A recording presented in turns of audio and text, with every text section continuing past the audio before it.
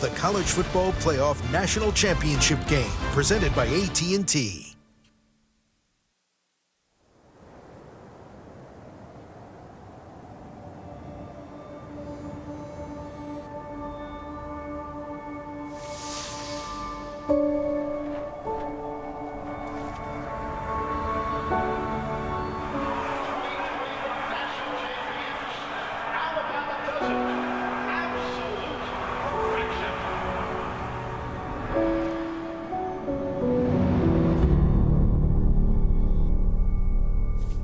There you are.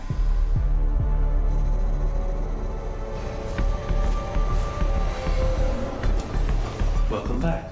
Took you long enough. Miss me? Everything's in place, and the states are ready. Synthesizing data. Fire it up. Processing. History downloaded.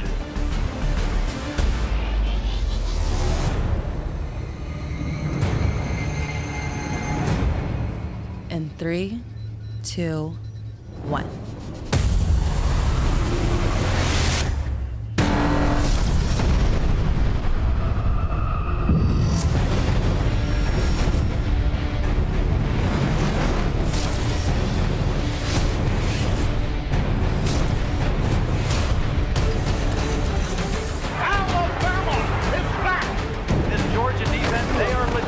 They're the best team all year. This is who they want. UGA will have revenge on its mind against Alabama. Because Alabama breaks Georgia hearts. It's going to be two gladiators going right at each other.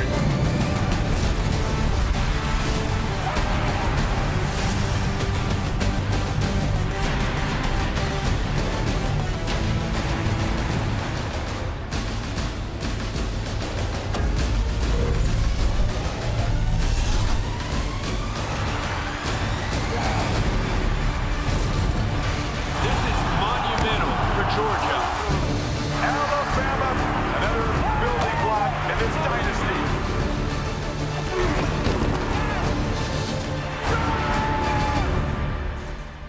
Let's go.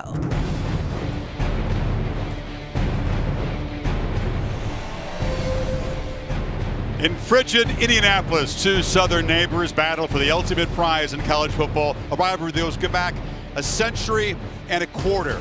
Welcome to the College Football Playoff National Championship Game presented by AT&T, a collision of SEC rivals, Alabama and Georgia. They have divided the #1 ranking all season long. Each of them won their semifinal games by more than 3 touchdowns. Alabama has beaten their neighbors 7 straight times. The last 4 have been Nick Saban over Kirby Smart, beginning with the championship game in Atlanta. The 2nd and 26 touchdown pass from Tagovailoa to Devontae Smith. The next year in the SEC championship game, same building, Jalen Hurts off the bench breaks Georgia hearts. Last year in the regular season, Mac Jones, Jalen Waddle, Devontae Smith in a blizzard of big plays came from behind again. And the Tide did it again in Atlanta from 10 down. Bryce Young leading Bama back against Stetson Bennett. And that is the backdrop. 37 nights later, Smart and his former boss, Saban, are reunited with the ultimate prize right there for the taking. And welcome, Chris Fowler, Kirk Herbstreit. Thrilled to be able to bring you the national championship game. It's the dynasty, Bama going for 7 and 13 years. Think about that. That's crazy. Versus the drought. Georgia saying, can we just have one after 4 decades? They've been the 2 best all year long. It has been the 2 best teams all year. And you know, I think Georgia was a step above when those 2 teams got together in Atlanta. And Alabama beats them, and now we get the rematch to decide it all. And how they beat him, because Bryce Young was superb. He cemented a landslide Heisman Trophy win by his performance against the Bulldogs. Bama's first quarterback to win it, and the 4th in the Saban era. Can he do what Devontae Smith and Joe Burrow did, back up a Heisman with a national title? Yeah, he's been incredible to watch this year. New offensive coordinator, Steve Sarkisian left, Mac Jones left, Najee Harris, so many big pieces last year's team. They started over, and yet Bryce Young lived up to the standard of what an Alabama quarterback is, with incredible decision-making and poise that I don't know if we've seen in a long time from such a young player. Great pressure to match Bama's offense, and for Stetson Bennett and the Bulldogs, just not up to it. Bama's defense got after him and forced some mistakes. Yeah, it's a bit of a head-scratcher because he's been so consistent with his decision-making, except against Alabama. This last year, this is a decision where you just throw it away, live for the next play, and instead he throws it back into the teeth of that Alabama defense for one of his 5 interceptions in the last 2 games. This is 37 days ago in the SEC championship. Again, doesn't quite feel that safety. Should go over top of the safety to the outside receiver because he comes up, and it's a pick 6 by Jordan Battle and really clinched the game. So tonight, it's about him finding his zone. Everybody else that he started against, he's been incredible. I mean, look at the numbers, 13-1 as a starter, defense, complementary football, handing it off, play action. But against Alabama, they negate the running game. They put it all on 13, and then they do a good job of disguising and offering a lot of issues for him with his decision-making. Hate to put it all on his shoulders, but he's got to make better decisions, obviously, tonight. And he's done some soul-searching and some tape study. He's a home state hero, Blackshear, Georgia, southern part of the state, representing all the underdogs who've been told, you're not good enough. Can he be good enough tonight? Yeah, and this is what Todd Monk and the offensive coordinator do. It's called 13 personnel. They have 3 tight ends. The challenge for a defense, what do you put in against these tight ends that are really receivers? Brock Bowers is as good a tight end as there is in the country. Michigan has a linebacker because the fear of them running out of that 3 tight end set. This is, I think, what Todd Monken does as well as anybody in the college game. Create matchups. James Cook often will motion out, try to get a matchup with a linebacker without a safety over top. And if he gets it, you can assure that you're going to see Stetson Bennett take that shot, find those one-on-one matchups. But the biggest thing to me is, can Georgia play complementary football? Running, play action, playing defense. That's how they played every game except 37 days ago against this Alabama team. You asked Bennett, what's it going to take? The first thing he said was, I've got to run the ball. That's right. Georgia's offense has been productive all year long. Can they get it done? It's fascinating, this rematch. Adjustments, wrinkles. What'll be new? What'll be the same? About to find out. The MegaCast is also back tonight, including the film room with Jimbo Fisher and his Texas A&M staff, plus the AT&T 5G Skycast and High Skycast channels. Also, new technology options made possible by the power of AT&T 5G, with 5G connected live drone coverage outside the stadium, capturing great views all around Indy. And in addition, the always helpful AT&T 5G pylon cams. Look out for above the pylon cameras, also presented by AT&T 5G. Back with the national anthem and kickoff right after this.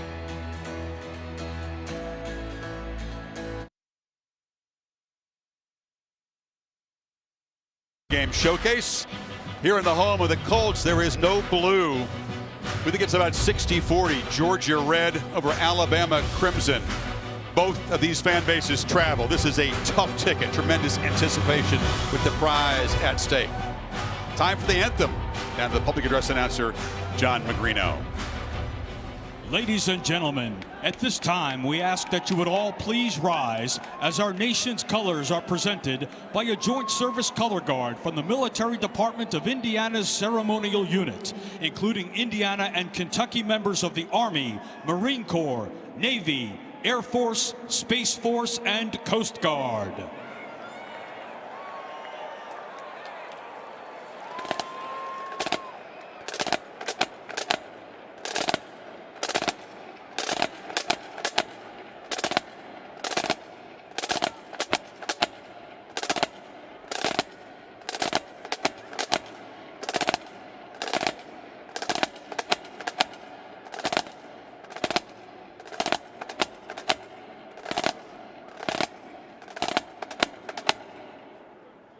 Here to perform our national anthem, please welcome 9-time Grammy nominee and 5-time Gospel Music Association Female Vocalist of the Year, Natalie Grant.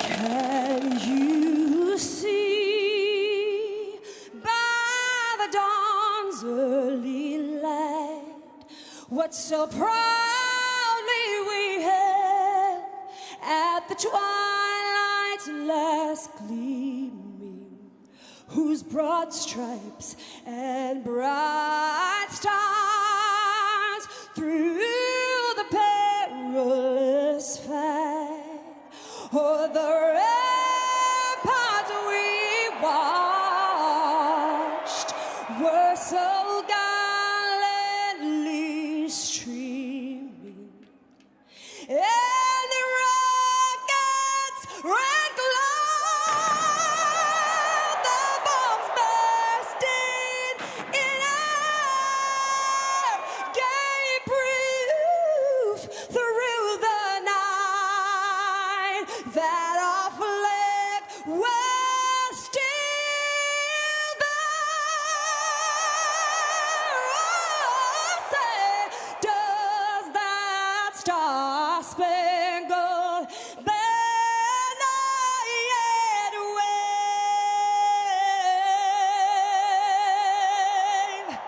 o'er the land of the free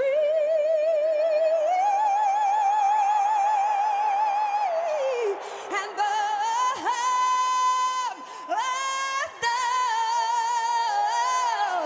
brave?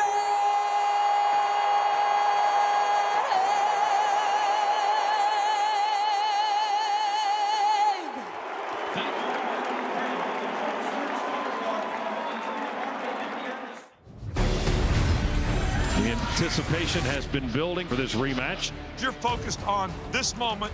What I control is what I do. Blow by blow, you strike them, you knock them down. It ain't about how you look, it's about how you hit.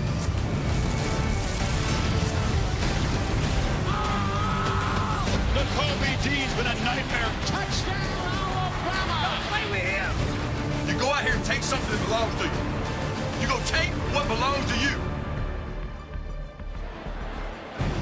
The Crimson Tide is the top seed, wearing the home uniforms. Underdogs tonight, as they were in Atlanta.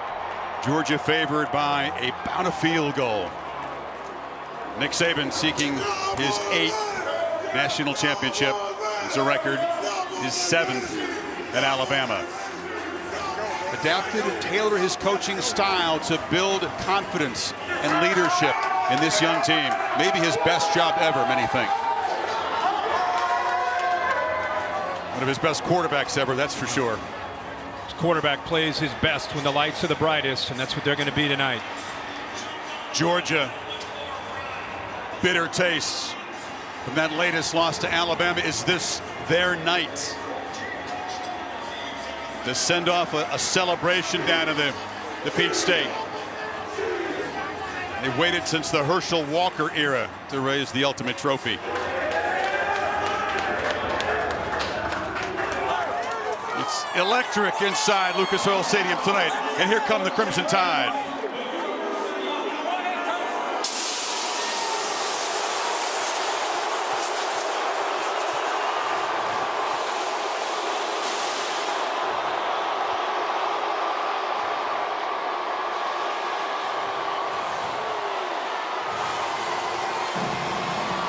Never seen anything like it in the sport. The dominance that Alabama has put on display. Can Kirby Smart and this group of Bulldogs be the team to prevent another trophy?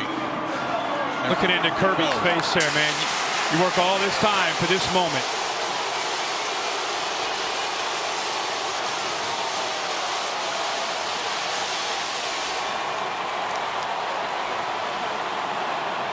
Well, these dogs believe. It's been a question. Is Alabama in their heads? Kirby Smart, Kirk knows everything about Nick Saban.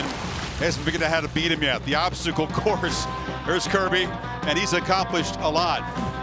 Gotten past the rival Florida. He's won the SEC East 4 times. Has an SEC title. He's beaten Notre Dame, Oklahoma, and Michigan in playoff games. Beat Clemson in the opener. But look out! Didn't see Alabama coming that time. How could you not? Saban losing just once to former assistants and never lost to a former assistant from his Alabama staff. Jimbo Fisher and A&M giving the Tide their one loss this year. And that just made Alabama re-energized, refocused. No doubt about that. being around these two teams. I don't know if there is an edge emotionally after the way they played in Atlanta, where it was clear Bama had the edge, being that underdog. Georgia bringing out some big people. Sawyer, Jordan Davis for the coin toss. It's an ACC crew in charge of this championship game, and Dwayne Haight is the referee. Georgia, Alabama, congratulations on your great seasons and welcome to the 2022 College Football Playoff National Championship. My name is Dwayne Haight and this is Johnny Fort of the ACC. We're honored to be here today. Georgia, you've been designated to call today's coin toss. We have a special coin today. On one side is the College Football Playoff logo. That side will be heads. And on the other side is Lucas Oil Stadium. That side will be tails. Georgia, heads or tails, what is your selection? Tails is called. It is tails. Georgia, you've won the coin toss. Georgia has won the coin toss and has elected to defer their option to the second half. Alabama, you want to receive. Which way would you like to kick? It's turned. Which back's to here? Your back's to here. So the Dogs trust their defense, and they'll put the football in the hands of Bryce Young. Great to have Holly Rowe and Molly McGrath on the sidelines. Holly's on the Bama side with Nick Saban. Coach Saban, you said that after all these years, you get a good feeling about your team after you watch warm-ups that lets you know how the game will go. What did you see tonight? Well, we warmed up great, but, this is an opportunity for our team to gain respect. They've shown a lot of competitive character all year to get here, and it's just great that they have the opportunity to play in a game like this against a great team like Georgia. Thank you, Coach. Let's go to Molly.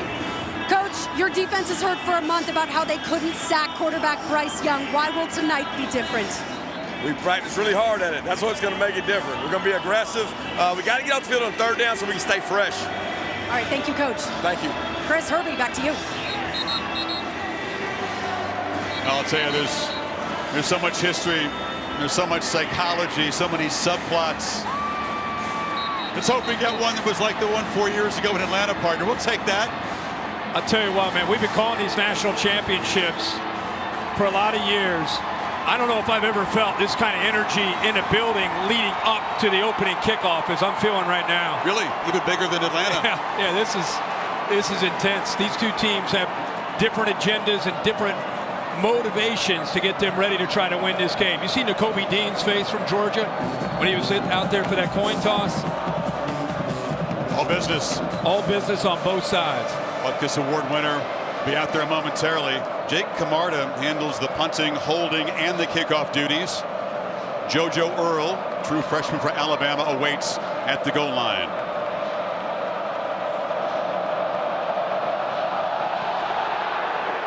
It's a high kick, and Earl will wave for a fair catch. Here comes Bryce Young. Look at those numbers.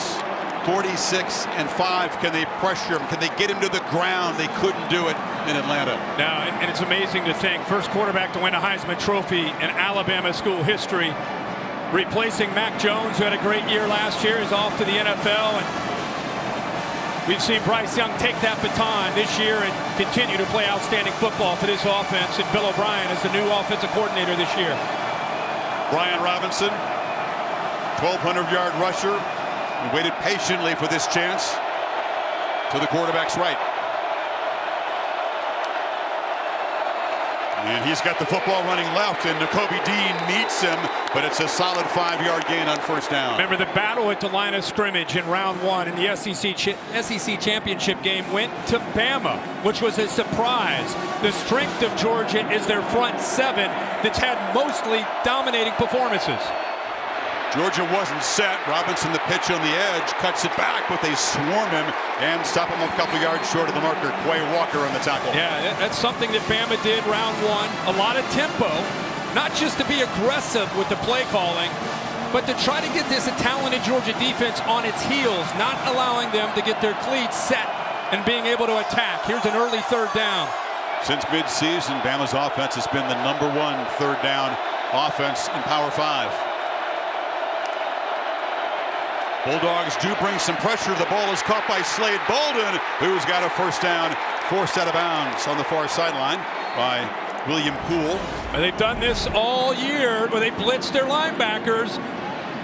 Round one, Bama picked it up. Brian Robinson does a nice job.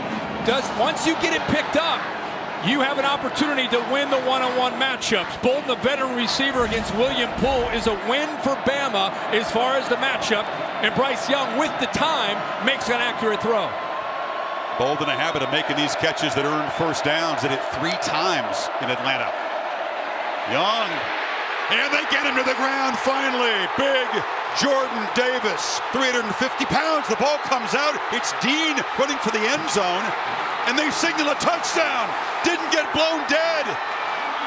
Not just a sack, but the big man in the middle forces the takeaway if it stands.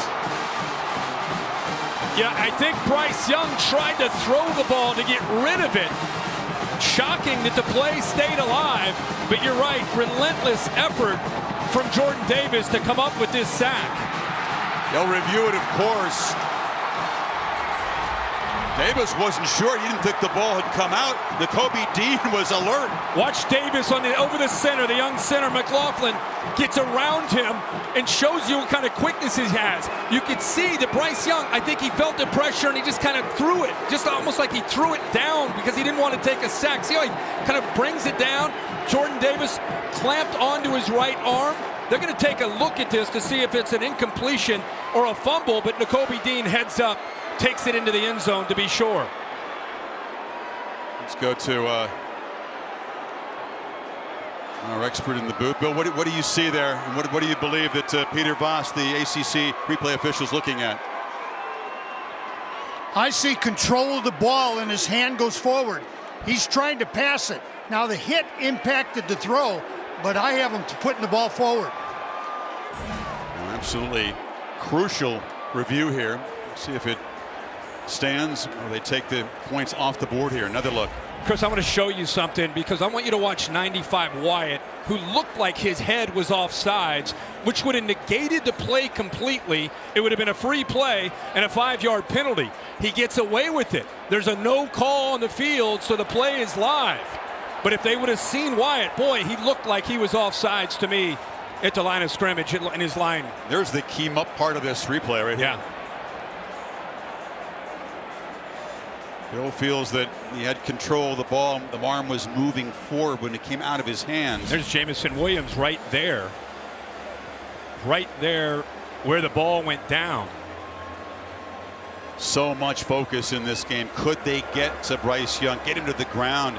He's so elusive in the pocket, so effective on the run. Yeah. Right away, they're coming after him. Yeah, I mean, and instead of the blitz getting there, it's a 360-pound nose guard, Jordan Davis, that gets there. And when he is fresh, he is incredibly quick. Here's the verdict. After further review, the quarterback's hand was moving forward for an incomplete pass. Second down. So relief, and the review takes Dean's scoop and score off the board. How about the heads-up play? Sometimes you see the touchdown passes by Bryce Young, right? We see all the plays, the Heisman Trophy performances. Don't forget the heads-up play early in this game by Bryce Young as he felt the pressure by a 360-pound defensive lineman. Instead of just giving up on it, fumbling, brings the arm forward, trying to throw it to the feet of Jamison Williams. Yeah, the guy who had him in his grasp has about 175 pounds on him, maybe. and Davis, when he gets a hold of you, you don't get away. Didn't have a single missed tackle all season. So 2nd and 10 after all that drama.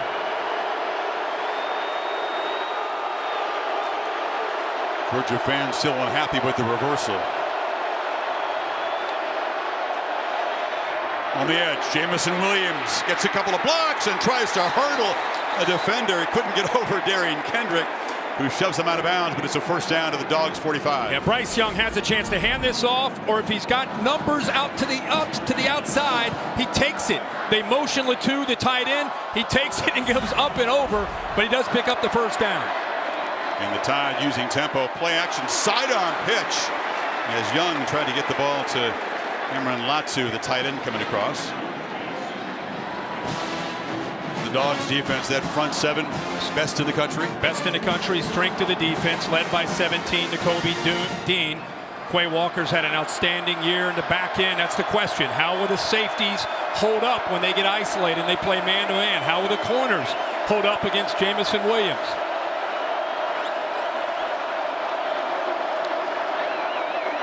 Second and 10, they bring pressure again. It's picked up, and Latu makes the catch. And the tight end muscles down near the marker. Christopher Smith stopped him about a yard short. It's third down. You know, whether it's Latu or you look at Billingsley, other receivers today with John Mechie out with the injury in the SEC championship game, others will have to step up and make plays. There's going to be a lot of focus from this Georgia defense on Jamison Williams, and Mechie can only sit and watch and cheer for his team tonight.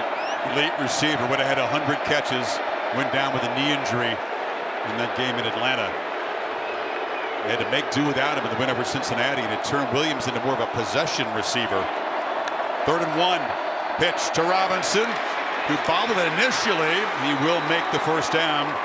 Tyndall combining with Smith on the stop. And it goes right at Nakobe Dean, who's very, very good playmaker on 3rd down. Just attacks him, pitches it out, picks up just enough of a block from Billingsley there on the safety, 29, Smith. Smith gets off the block, but by then he was running downhill and picks up enough yards there on 3rd and short. Slade Bolden in the backfield. Trey Sanders, the running back, motions out far right here. Young, pressure over the middle, and makes a quick decision and finds Bolden for 9. Yeah, he brought really nice route here. They bring in the linebacker pressure from right here. You're going to bring one receiver here, and then you'll see another quick slant right behind it. 7 clears it, and then right out of the backfield, Bolden, who you talked about, just slid while the linebackers cleared out with Brooks clearing out first to open that up. Nice throwing lane. Bama subbed, so Georgia's big people have a chance to come back in the game on 2nd and 1. Sanders takes the pitch, and he'll fight just to get back near the line of scrimmage. Nolan Smith was there in a hurry. What a play there by Nolan Smith. He's got to get off of Latu's block. See, he's trying to just kind of seal that edge, and Forrest fighting through it. Not only gets off the block, but does a pretty good job of keeping him close, but he got just enough for that first down. Good effort there by Nolan Smith. 11th play of this opening drive for Bama. Empty backfield. Dogs are creeping up. See Bryce Young, he senses pressure here. Makes the check. Here he comes. He escapes again. Makes a downfield throw, and it's broken up. Incomplete. Trying to get the ball to Billingsley.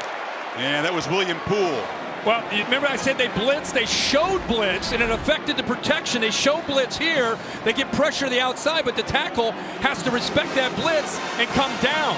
When he comes down, it makes it easy for Walker, and all they did was show blitz and back out with Walker. They went after William Poole a lot in that game in Atlanta. He was targeted frequently. Asked to step in and play a bigger role tonight.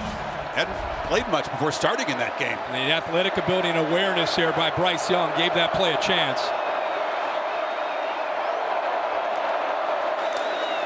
Quick throw. Catch made on the edge by Ja'Cory Brooks, and he's spun down inside the 20. It'll be 3rd down and about 5. Bill O'Brien, we sat down with him yesterday. Every time we sat down with him, he just marvels at Bryce Young and his ability to process for such a young quarterback and his poise that he's played with all year. Big play early here. Tied in the red zone. Dogs bring pressure again, and the receiver slipped. It was Billingsley, who was open. He was in front of Lewis Seen, lost his footing, and here comes the field goal team. Yeah, right at the top of the route. I don't know if his feet got tangled or he just slipped. See Lewis Seen on him, or Lewis Seen rather is on him, and he just loses his feet. Bill O'Brien thought he had the matchup that he wanted with Billingsley, who's a very talented tight end that really has wide receiver skills. He had him matched up with Seen, a safety. Bama's got a really consistent kicker last couple of years. Will Riker, 18 of 23 on the season, and he hammers it right through. So Georgia, which really doesn't give up first quarter touchdowns. Stiffens in the red zone. 14-play drive, tied on top. Dogs offense out next.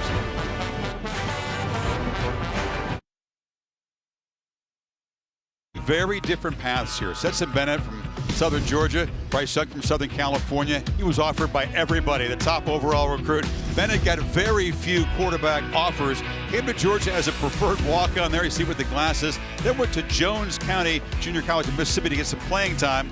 In his second year, Bryce Young was winning the Heisman Trophy, second year out of high school. Yeah, Stetson Bennett is just an incredible story. The fact he's standing right where he is, competing to win a national championship against Bryce Young. Bryce Young is a wonderful kid. It's so much fun to listen to him talk, the poise that he plays with. But he went a little bit more the traditional path to Alabama. And Bennett, for a guy who's listed at 5'11", might be about 5'9", has a lot of swag for a smaller guy, has a tremendous amount of belief in himself. And the performance against Michigan was tremendous. I mean, again, I think it was back to being Stetson Bennett, Todd Monken as the offensive coordinator. They were running the football. They were hitting quick passes, getting the ball out of his hands, quick, and a lot of yards after the catch. Let's see how they get started here against Alabama. How much help can they get from the running game? Zamir White, call him Zeus. In the backfield, they fake it to him. Bennett pressured on the rollout, and he's going to be sacked immediately. Christian Harris got there, and it's a big loss.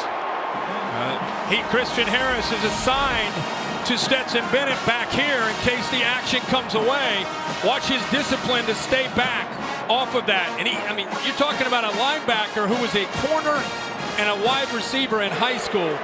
Tremendous athletic ability. Bennett can move. He's got wiggle, but Harris makes a heck of a play to start this game for the Crimson Tide defense. He sure can move. He's been hard to sack. Yeah. He's only been sacked 9 times, but 3 of those were in the first meeting against Bama. After the 14-yard loss, Georgia way behind the 6 here.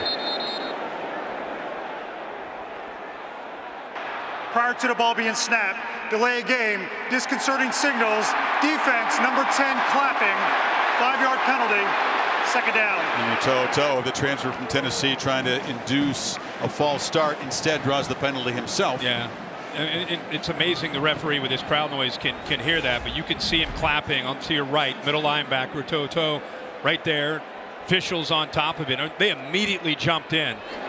On top of that, and Georgia picks up 5 yards back after that big loss from the sack. Defensive guys saying, I'm just trying to signal. Yeah. If he is the defensive signal caller out there, they say that's not a penalty. Yeah. Well, you can see he's doing it right now. He's still trying to. He's the kind of the liaison between the sideline and the field. Bennett escapes. Has open field, just dropped the ball. It bounced right back to him. But a jittery Bennett, very lucky not to lose the ball there. Well, when Alabama plays man, watch the linebackers immediately where they go. Boom, they're gone. So now Bennett, who told us yesterday, I have to run today. I have to run the football when we drop back to throw because the man-to-man. He tries to do too much at the end, and how fortunate is he that ball bounced right back up into his chest. Well, each quarterback's had a near turnover so far. Sets up a 3rd and makeable. They need 5. Play clock at 5. Bennett's got to hurry.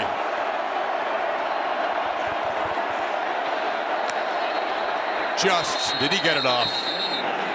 Play clock was right at 0, and Kirby did not get the timeout called. 3rd down.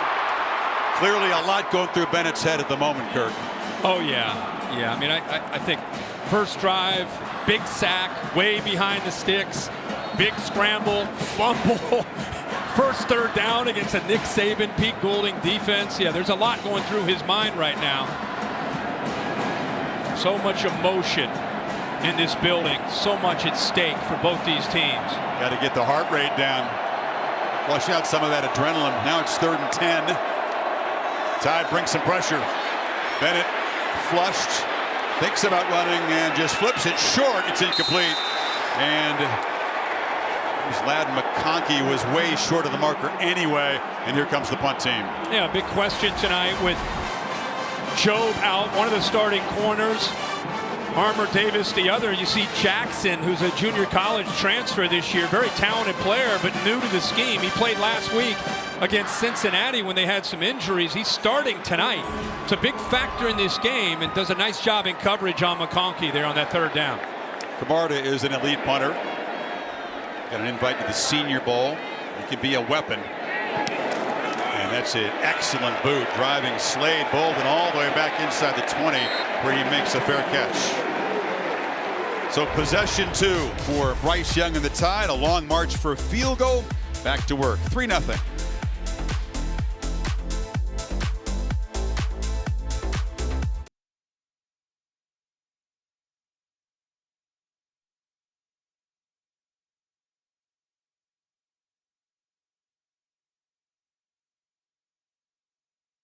Bell and the proven formula of Gatorade. Greatness starts with G. Ben Stewley, his Dogs, got a couple of touchdowns from Herschel Walker, won the championship over Notre Dame in the Sugar Bowl. And the legend is here, age 89, still very much a part of that Georgia program. Kirby Smart says he sees him around all the time. It's going to take more than 17 to win tonight, though, probably. Yeah. Field position, big factor in this football game. 55 net there for Georgia with that fair catch. Young, 5 of 9 of the opening possession to 4 different receivers. And this is Jamison Williams, tracked down behind the line of scrimmage by William Poole and Tyndall.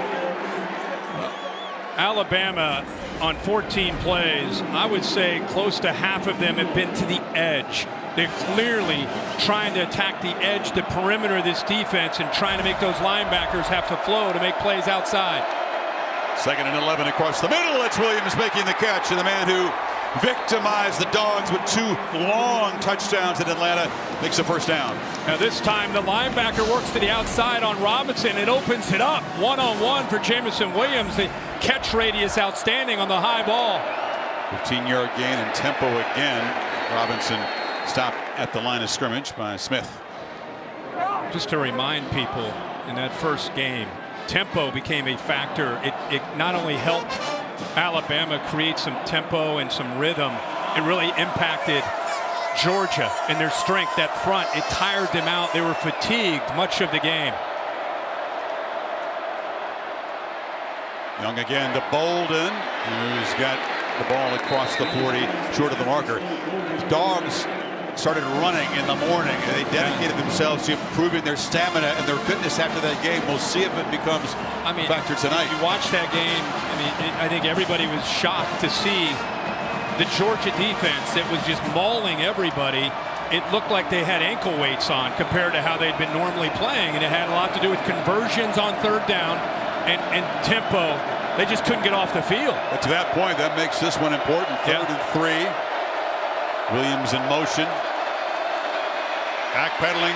Young gets it to Bolden, but he's not going to get there. Lewis Seed came flying in, dropped him for a loss, and the Tide go 3 and out. You're going to bring the linebacker pressure right in the middle here, right to the outside, but Lewis Seed does a great job of following this to the outside, in position, comes up there and makes the tackle on Bolden. Also the pressure. How many times did we see Bryce Young falling back, throwing off of his back foot, fading away in that SEC championship game? You never saw it. They make 1 first down, and then the Dogs rise up and do get off the field. James Burnett, high boot, and coming in to make the fair catch is Karis Jackson. So we'll see if Stetson Bennett has calmed down a bit from that opening possession. Dogs go back to work, 3-0 Bama.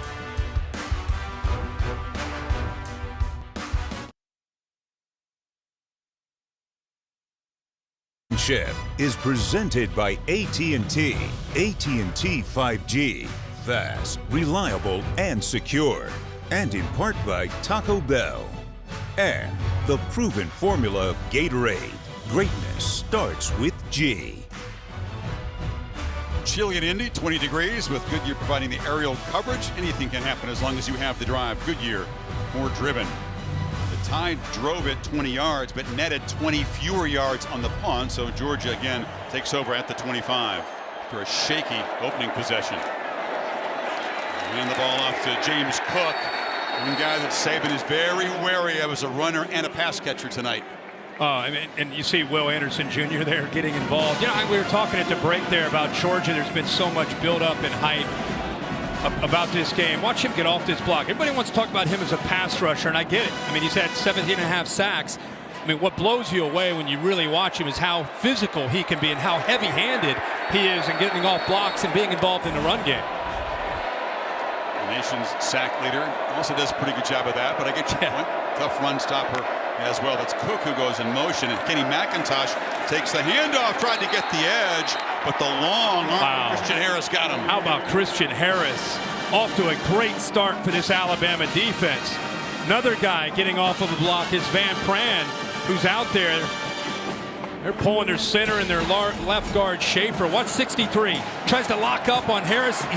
He hits him back, but Harris's awareness and just his heart not giving up on the play. No yards. 3rd and long again. Dogs need 9 to avoid a second 3 and out.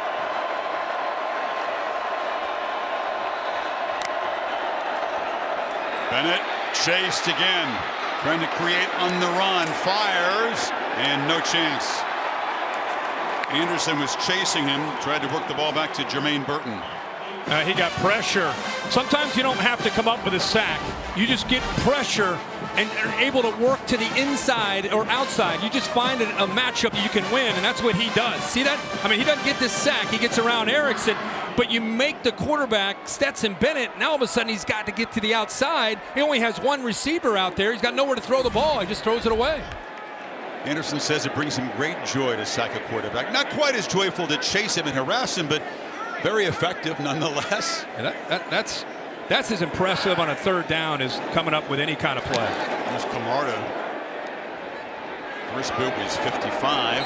This one not quite as long. Fair cut, and there's a flag there. Do they get too close to Bolden and catch interference? He was tight.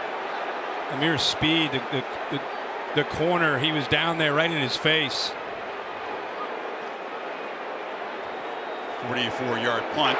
That'll cost fair the catch Dogs. Interference. Number 9, kicking team. 15-yard penalty. 1st down. It's a simple mental mistake. Timeout. But giving Bryce Young 15 yards better field position to begin at the 45, it's a costly one.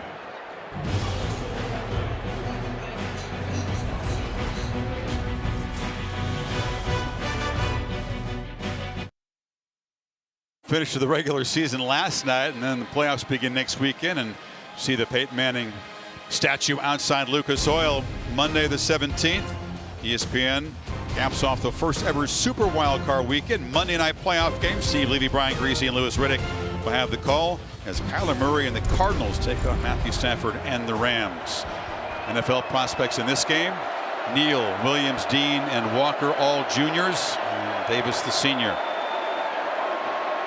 Former Colt legend is in the house. Penalty gives Bam a good field position at the 45. And Young has time and airmails one into the bench. Got to wonder what Kirby Smart is thinking in the way this game has started. Last thing he wanted is his defense to get tired again. They've been on the field now 19 snaps in this game in his first quarter. Georgia's offense 2 3 and outs, just 6 plays. That trend has to change for Georgia. Bill O'Brien calling 14 pass plays, Kirk, of the first 19. Similar to the game plan of the first meeting. Very different from what they did against Cincinnati. And a lot right early here. A lot of quick stuff to the outside. 3 receivers stacked to the right. And it's Sanders running back to the boundary and hit hard. Slammed down by Quay Walker and Seen. And Lewis Seen comes up. He's known as a thumper at safety. Gets downhill in a hurry. Watch 16 lower his shoulder. Bang, right there. Gets lower than the ball carrier Sanders. And again, it's a big trend in this game. Another 3rd down for both these teams. Let's see what Young can do. Need 6. Pressure. On the run, the low throw. Exactly what the Dogs want to do. Quay Walker influenced the low throw, and the Dogs get off the field. You know, Georgia's known as a man-to-man team when they bring pressure, but instead of bringing it, they drop. They end up dropping and playing zone. I think they caught Bryce Young by surprise. The backers settle in. None of the crossers are working. By the time he figures out where he wants to go with the ball, you see the pressure by Trayvon Walker and Quay Walker both getting into him. Young took a hard hit. Walker knocked it down, then landed on top of him. Burn up. Another high boot. And Jackson, another fair catch. Dogs backed up inside the 10. AT&T 5G Skycam zooming around over this field. Todd Monken is an excellent play caller.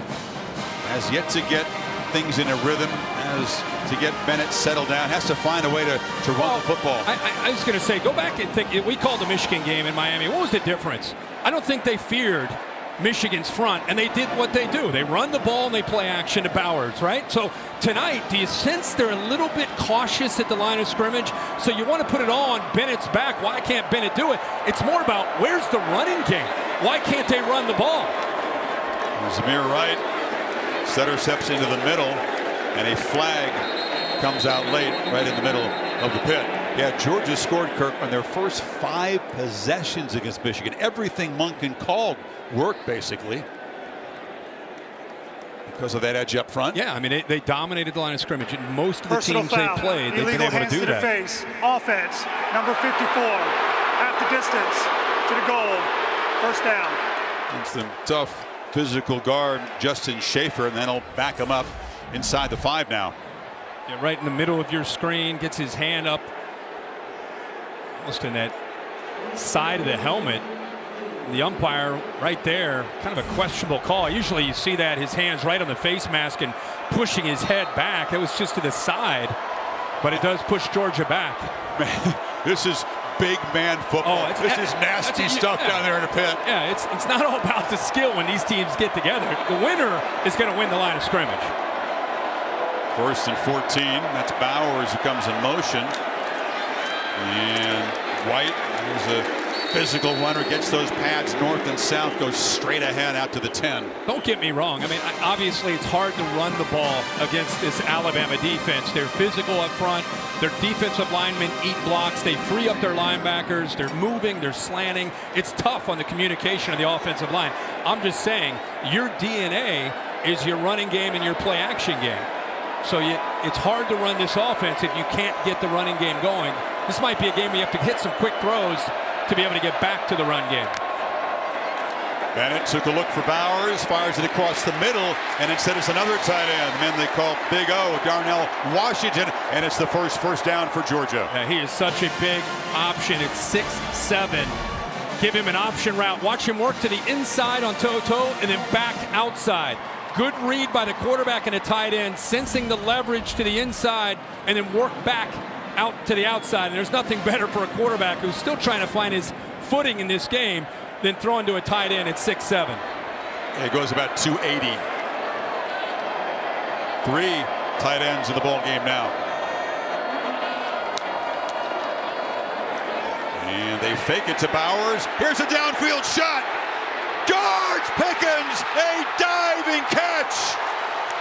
As the elite receiver has waited a long time to make a play like that in the big game. Well, he gets matched up against Kool-Aid McKinstry. This is the matchup we wanted to see to the left. He gets inside of him. Safeties are caught up on the crosser, so it's one-on-one.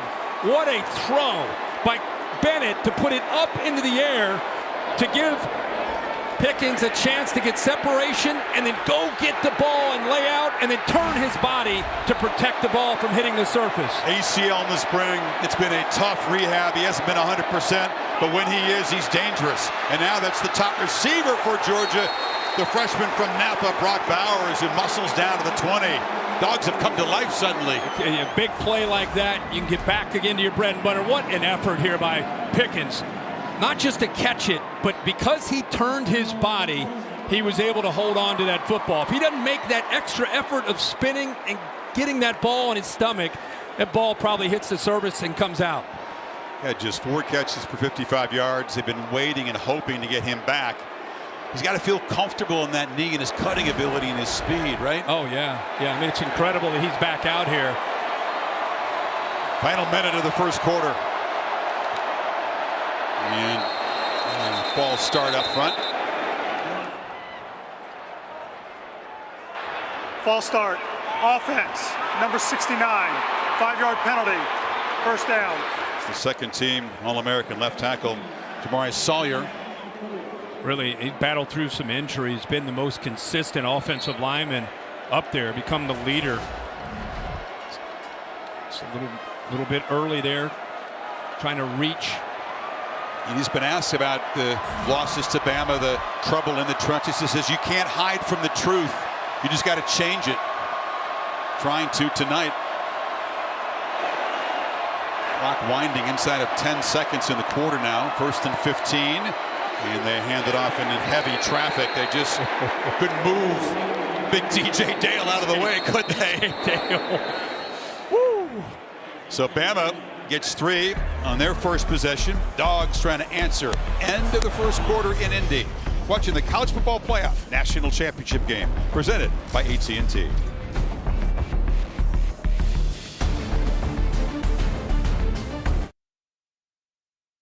CFP National Championship game presented by AT&T. There is the prize at stake here. Alabama's got 3 of those beauties in the playoff era. Last time Georgia won, the trophy looked very different. Wooden plaque, not nearly as shiny and fancy. I'd love to get one of those.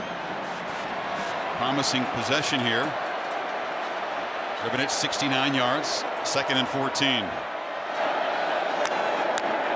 Tide crowd the line. Bennett flips it across the middle, and it's the first catch for Bowers, who's knocked down after a short gain. If you're a Georgia fan, you're sitting at home saying, okay, all right, they're getting the big fella more involved here. We're starting to see 19. We didn't see him in the first few drives, and now they're starting to try to get his hands on the football. If you're not familiar with Georgia, their strength of this team is their running backs, the depth at running back, the versatility, how they move them around, and the tight ends are as good as anybody you'll see in the country. He's been a tremendous tight end at yards after the catch. Couldn't get free there, and so Bennett faces a 3rd and 9. Last time, ball out quickly. Barton on a slant. Makes a man miss and spins down. 1st and goal, Georgia. The best thing about that is Todd Monken gave him a play where he can get the ball out fast. Watch, 1, 2, 3, pitch, ball out. That way you don't allow Will Anderson and company to get to you. James Cook in the game. He's got the football in 1st and goal. Runs right into a Clark Millen. DeMarco Helms came around the corner. Yeah, it's tough sledding against this scheme and what they do. They'll take away. The linemen can't climb up to the backers, get the safeties involved. Even Stetson Bennett told us yesterday, man, we get down inside the 10. It's just tough with the way they play. Look for the big tight end. We saw it in the SEC championship game. You know it's coming, and you still have a hard time matching up with him because he's 6'7". Now, I don't know if they go back to it, but it sure looked good when in Atlanta when they hit it for an early touchdown. Washington's to the slot to the right, Kurt. Bowers slot left. Empty. Bennett lofts it up. That was Bowers, who just could not work to the back of the end zone. Couldn't get past Helms. Yeah, both these guys are tough matchups for safeties or linebackers. They have Helms on him now, who is a great player, but he's undersized in comparison to the big young freshman tight end. What they say, how do you play him? Get your hands on Bowers at the line of scrimmage. Jam him. Yeah, well, that time he was off. Helms stayed back, almost anticipating that he might be trying to go to that kind of alley-oop fade there. Kenny McIntosh in the game. It's Pickens set off to the left with single coverage. Bennett tries to get there with his feet, and he'll be stopped short at the 5. Will Anderson wouldn't let it happen. Bennett took a quick peek, Kirk, and then trying to get home, but no chance really. You can see in his mind he has it in him. He's been drilled all week. We need your legs on 3rd down. We're not going to turn the ball over. If you don't like it, take off. He's an athletic guy that's got wiggle. He can make some positive yards, but Alabama, to their credit, they squeeze Georgia after that big pass to Pickens. They take it away and force the field goal. And they call Pod, Jack Podlesny, reliable kicker. 20 of 25 this year. This from 24 yards right down the middle. So the Dogs drive it 87 yards. Takes almost 6 minutes. Even in Indy, early second quarter.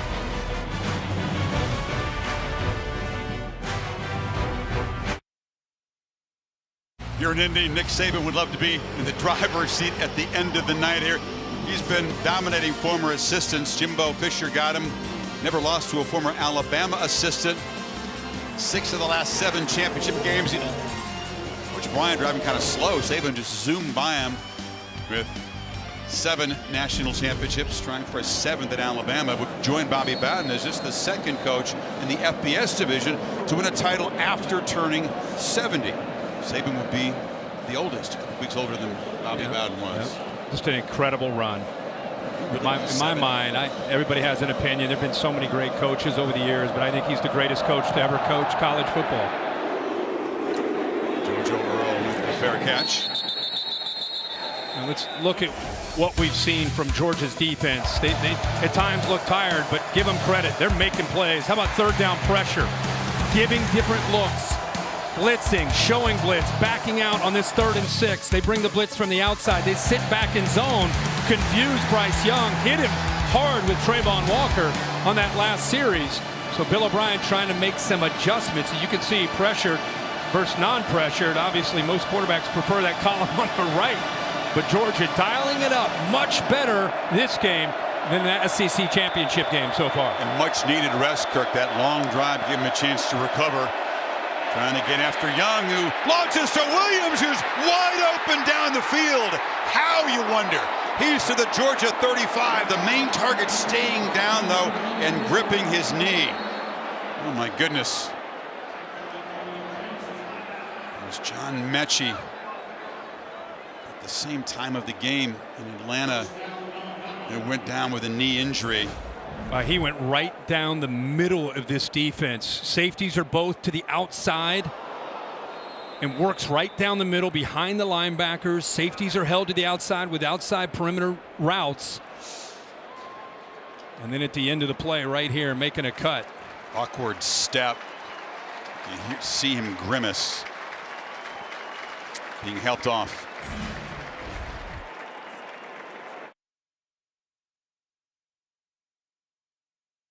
Presented by AT&T is brought to you by delicious ice-cold Dr. Pepper, the one fans deserve. Capital One, what's in your wallet? And Cheez-It, cheesy, crunchy satisfaction. Bryce Young's big play weapon, one of the elite deep receivers in college football. Jamison Williams is in the tent right now. A little bit of confusion here on the back end from this defense. They get wide. See the safety coming down, corner drops. Nobody picks up Jamison Williams into the middle of that defense, and a big gain for Alabama. Big concern, though. See John Mechie, number 8. He went down with that knee. We talked to these outside, hoping his buddy Williams is okay. 40-yard gain, moves the ball to the 35. Young has been pressured a lot, but gets the ball out to Bolton, has been a frequent target, and he gets around the edge for a first down. Holly? Well, guys, you could see Jamison Williams spin on that play awkwardly, and as he tried to regain his balance, as he planted, his knee went out immediately. They've carried him off the sideline. He was unable to put any weight on that knee, and he has gone into the injury tent with Jeff Allen, the athletic trainer. Last year's championship game, the Heisman winner Devontae Smith had a brilliant first half. Couldn't play the second because of an injury. Off the hands, the ball very quickly, and that's Jai Hall, the true freshman receiver. Yeah, Jai Hall is probably going to be asked to, so there he is right there walking with the trainer. Jai Hall right now with Williamson over with the trainer is going to be asked to come out and play. A very highly touted freshman that got off to a slow start and had to earn his way in to be trusted. That one just a little bit high for him. 3rd and 1. And a false start. That'll back him up. A right tackle. You know, Williams targeted against Auburn and out of the game. That's a big reason why the Alabama offense struggled. Offense, number 79, 5-yard penalty. Third down. They relied on Mechie and Ja'Cory Brooks. The freshman stepped up, but this is a very different attack. Without Williams in there, you take Mechie and Williams out there. Yeah, your top two targets, both over 1,000 yards, and it comes down to Bryce Young having to kind of carry the leadership and trusting these young receivers to do things they haven't done, be the guy in a big game.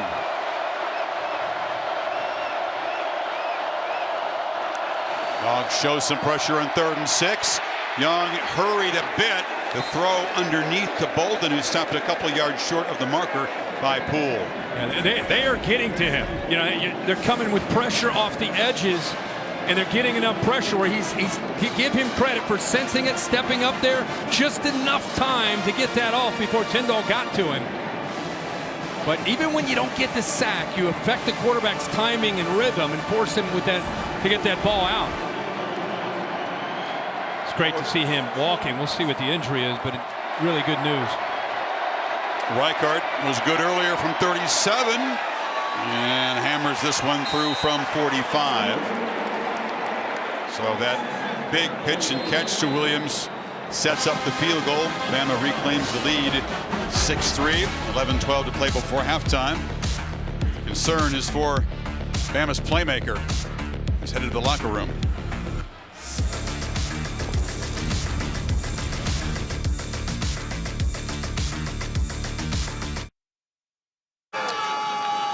Taco Bell brought the best of the regular season to the CFP.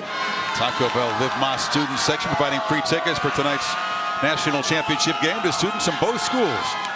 Giving the biggest game back to the biggest fans.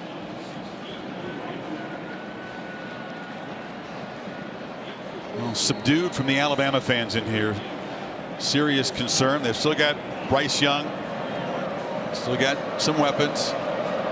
Good running game in that defense, but Jameson Williams being checked out in the locker room as Bennett and the Dogs go back to work, and Kenny McIntosh brings it out. McIntosh has a crease.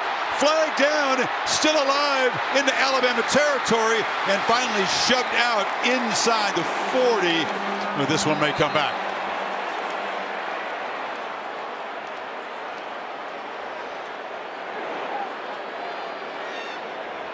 During the return, holding, receiving team, number 20, 10-yard penalty for the spot on the foul. First down.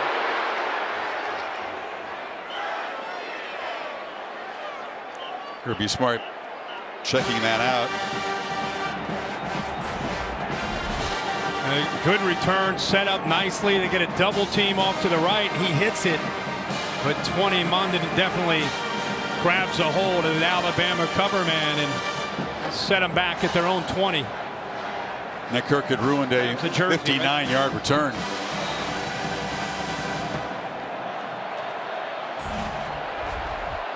Georgia hadn't made a lot of electric plays in the return game this season. That would have been the biggest. And another pre-snap misfire. And the snap didn't come up. Everybody else moved. Van Pran did not bring the snap up. False start, offense. Everyone except the snapper, 5-yard penalty, first down. They keep getting behind the sticks here in this first half. You see the ball then come up. You know, these third downs that they've faced, because they get behind with these penalties, their average line to make 9 yards on their 4 third downs.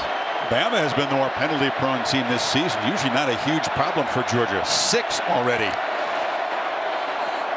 Pressure, ball high. Tried to get it to Pickens, but he was under duress from Will Anderson again. And again, it's not the sack, right? It's just affecting the accuracy and the timing of the throw. You don't think 13 knows where 31 is? Of course he does. Every time he throws, he knows where he is.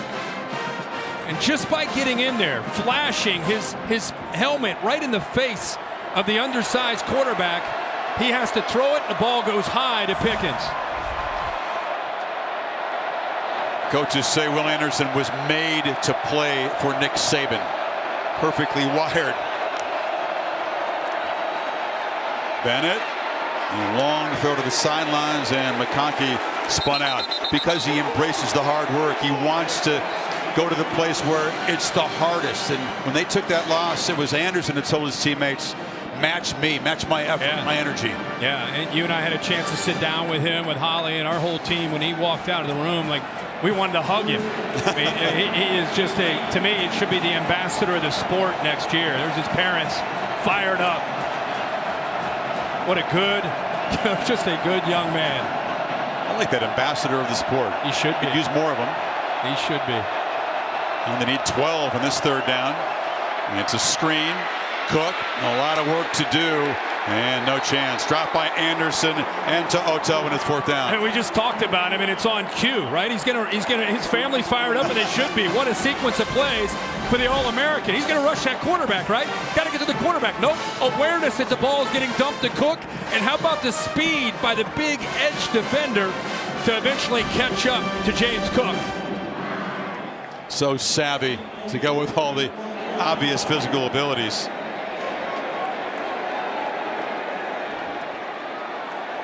Bolden back to receive the punt of Camarda, who's punted well tonight and gets this one away too.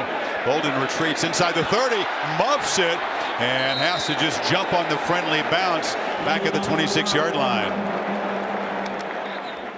Oh, big fella's tired. Look at him. Got to stay awake, Uga. We got a hockey promo here. Come on. He was on the set. Lee Corso picking Georgia pregame. Blue Jackets. Blue Jackets in action Thursday night. Carolina Hurricanes Thursday, 7 o'clock. ESPN Plus. I'll go have to wake up by the time the Jackets get ready to play. There's Mr. Corso, who once called Uga ugly, but has since learned to love him. Oh my gosh! Look at that. He's had enough. We're just getting going, Uga. Burton, or Brooks, I should say, one of those guys is going to have to step up as he did late in that game against Auburn. Cut the game-tying ball that sent it to overtime. Molly? Well, Chris, Georgia defensive coordinator Dan Lanning gathered his defense together and addressed Jamison Williams' injury. He said one is gone, and that changes things. The only plays they've had are plays with one, so no more excuses. Play Georgia defense and don't give them anything. Chris? Lanning, of course, off to Oregon, which will open against Georgia next season. How about that dynamic? But a big job to do in the meantime. Young across the middle. It's caught! And Latu running down the field. Can they track the tight end down? They try to punch the ball free. They can't. He's inside the 10. Chris, Ringo, the corner, has inside leverage on the big tight end. So he sets him up, works to the outside. He's on an island against a bigger tight end. Accuracy, the throw, gets around Ringo, and his tight end, Latu, can go. Great speed. 61-yard gain. Robinson to the left. He caught a 28-yarder. That was the previous long play, but he did get up and go, didn't he? He really did. Really nice throw to the outside. Defender tried to get underneath it. And then again, Latu can, because of his size, you don't think he can go that fast, but after the catch, at 250 pounds down that left sideline, almost takes it to the end zone. Well, with Williams still being checked out, who will step up? Latu says, I can make plays. He's been a red zone weapon. This time he gets him into the red zone on 2nd and goal. Bryce across the middle, and it's incomplete. Tried to find Latu again. Dean was in close coverage. Now they want to go back to him again. It's matched up with the Kobe Dean all the way over here. He's going to come across. You'll see 17 have to get through some traffic. His own defender gets in his way and actually almost impacted the play. It's like Channing Tindall, who had his eyes in the backfield, was kind of frozen, and Kobe Dean had to run through him and avoid it. Yeah, and the ball almost bounced into Brooks' hands on the carom. 3rd and goal.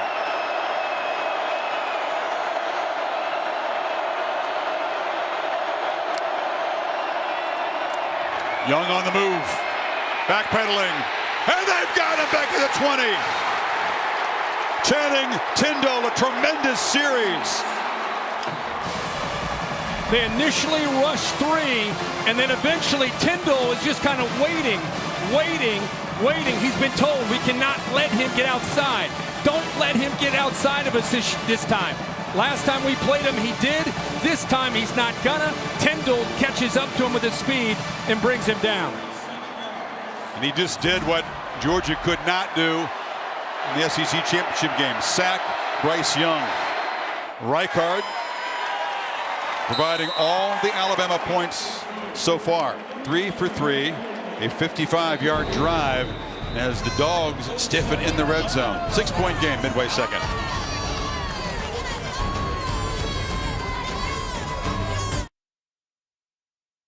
For more than 8 years, ESPN has provided support to education through the Extra Yard for Teachers initiative.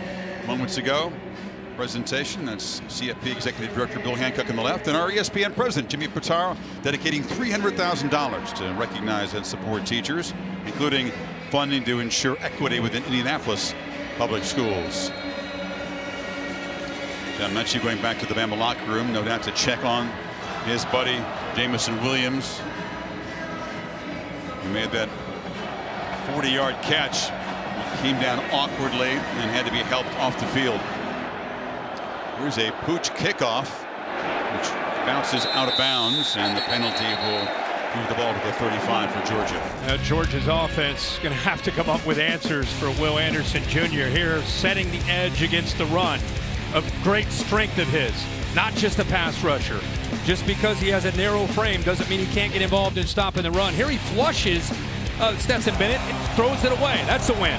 And then the awareness, the instincts as an edge pressure guy, and then the hustle to chase down James Cook. He's been doing it all tonight, the way he has all year for the Alabama defense. What answers can you find for this guy? Opponents have been trying to find answers for a couple of years. Yeah, I mean, it's a tough thing to do, and Georgia's still trying to kind of find their rhythm offensively. They hit the big play to Pickens, but other than that, it's been tough. Yeah, three and outs in their first 4 possessions. This is Cook trying to get it going on the left side, just a couple of yards. Holly? You guys said that Will Anderson Jr. is a great fit for Nick Saban. Part of that's because he's never satisfied. We asked him why, and he's like, growing up with 5 older sisters, I couldn't be. They'd always tell me what I did wrong. Even now, if I play well, they're telling me I'm too slow. But the sisters are all at home watching. We wanted to give them a shout out. We appreciate how you've driven and pushed this young man. They have puppy duty. Will Stott, Danita had 10 pit bull babies. They're home watching the puppies. So shout out and much love to all Will Anderson sisters. A lot going on in the household tonight there. A lot going on here for Will Anderson Jr. Across the middle, it's McIntosh in space, knocked down, but not before he gets a first down near midfield. They brought Henry Toto, so it opened up a nice little hole there in the middle of the defense. They blitz, and nice job of picking that up. And Bennett kind of senses it, feels it, and just checks it down real quick to McIntosh and get positive yards for the first down.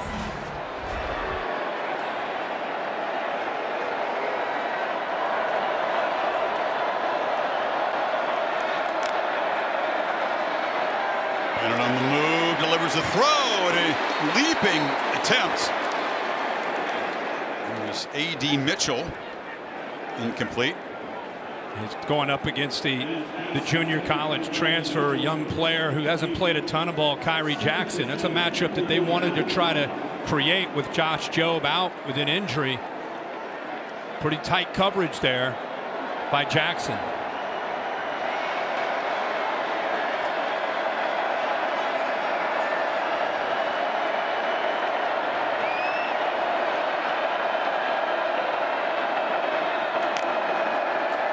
Pressure on 2nd and 10. Bennett in heavy traffic. The ball is juggled and caught and driven out there as Bowers. That's 3 guys that it takes to bring down the true freshman tight end. You got a linebacker there, you got a corner there, and then eventually the safety and Helms to clean it up. You know, this is one of those games you're just trying to give yourself a chance on 3rd down. I liked how he used his body there to protect the ball. There's 2, and then eventually they can't get him down. Here comes the 3rd defender in to clean it up. Of course, he bulldozed through Bama defenders for a big touchdown late in the game in Atlanta. Dogs need 4 on 3rd. Slant. Mitchell. He's got the first down. Lost the ball. Is he ruled down? Yes. No fumble. First down, Georgia inside the 35. Stetson Bennett. He goes right back to that corner, Jackson, who is, again, very gifted, very talented, but also very inexperienced. So he's got a young freshman in A.D. Mitchell that gets inside leverage there with a nice route, and the timing is much better. That's where Georgia has to be. They were at 3rd and 4 there. They've been averaging 3rd and 10 on all of their 3rd downs, which doesn't sit well with Stetson in this scheme.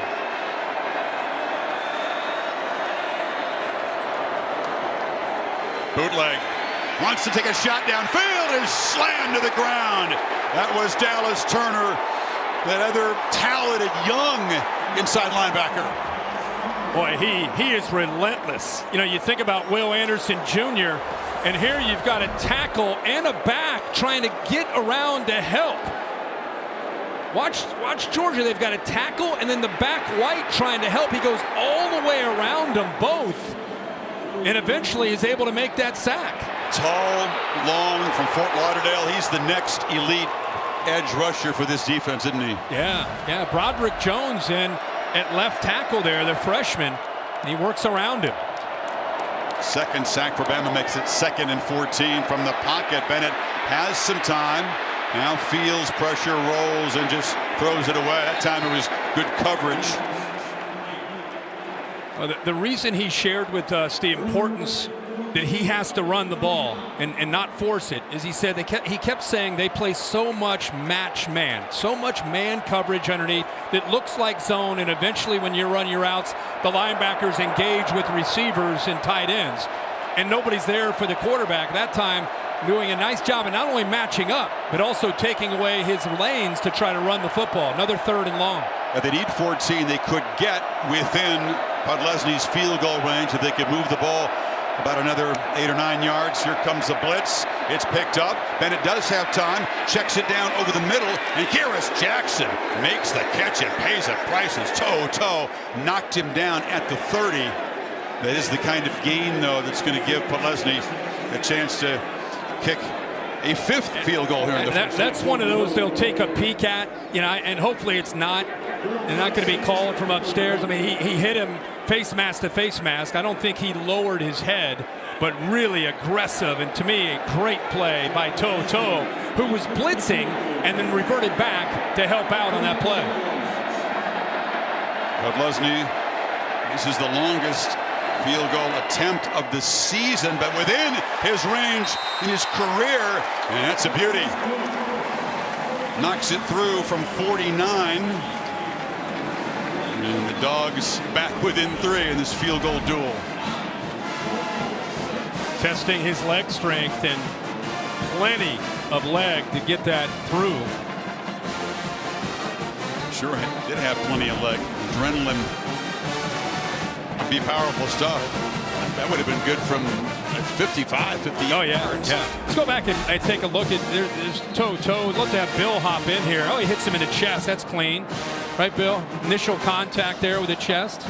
Yeah, I've got him picking his head up prior to the contact, so he's coming in with his face mask. That's perfect. That's right? a good hit. Yeah, that's what you want to see, right? Keep the head up or get the head to the side. Yeah. So Bennett able to weather more heavy pass rush pressure in that drive. Who thought 9-6 with 3:09 to go in the 2nd quarter? This is like Alabama LSU back in 2011, right? Speaking of rematches, the Tide shut them out in that championship game in the Superdome after LSU had won in Tuscaloosa. Yeah, it's a grinder, isn't it? These defenses are really hard to succeed against on 3rd down. Right now, Georgia has 11 yards rushing. Alabama has 5 yards rushing. Some of that with sacks factored in, but very, very little from the running back so far.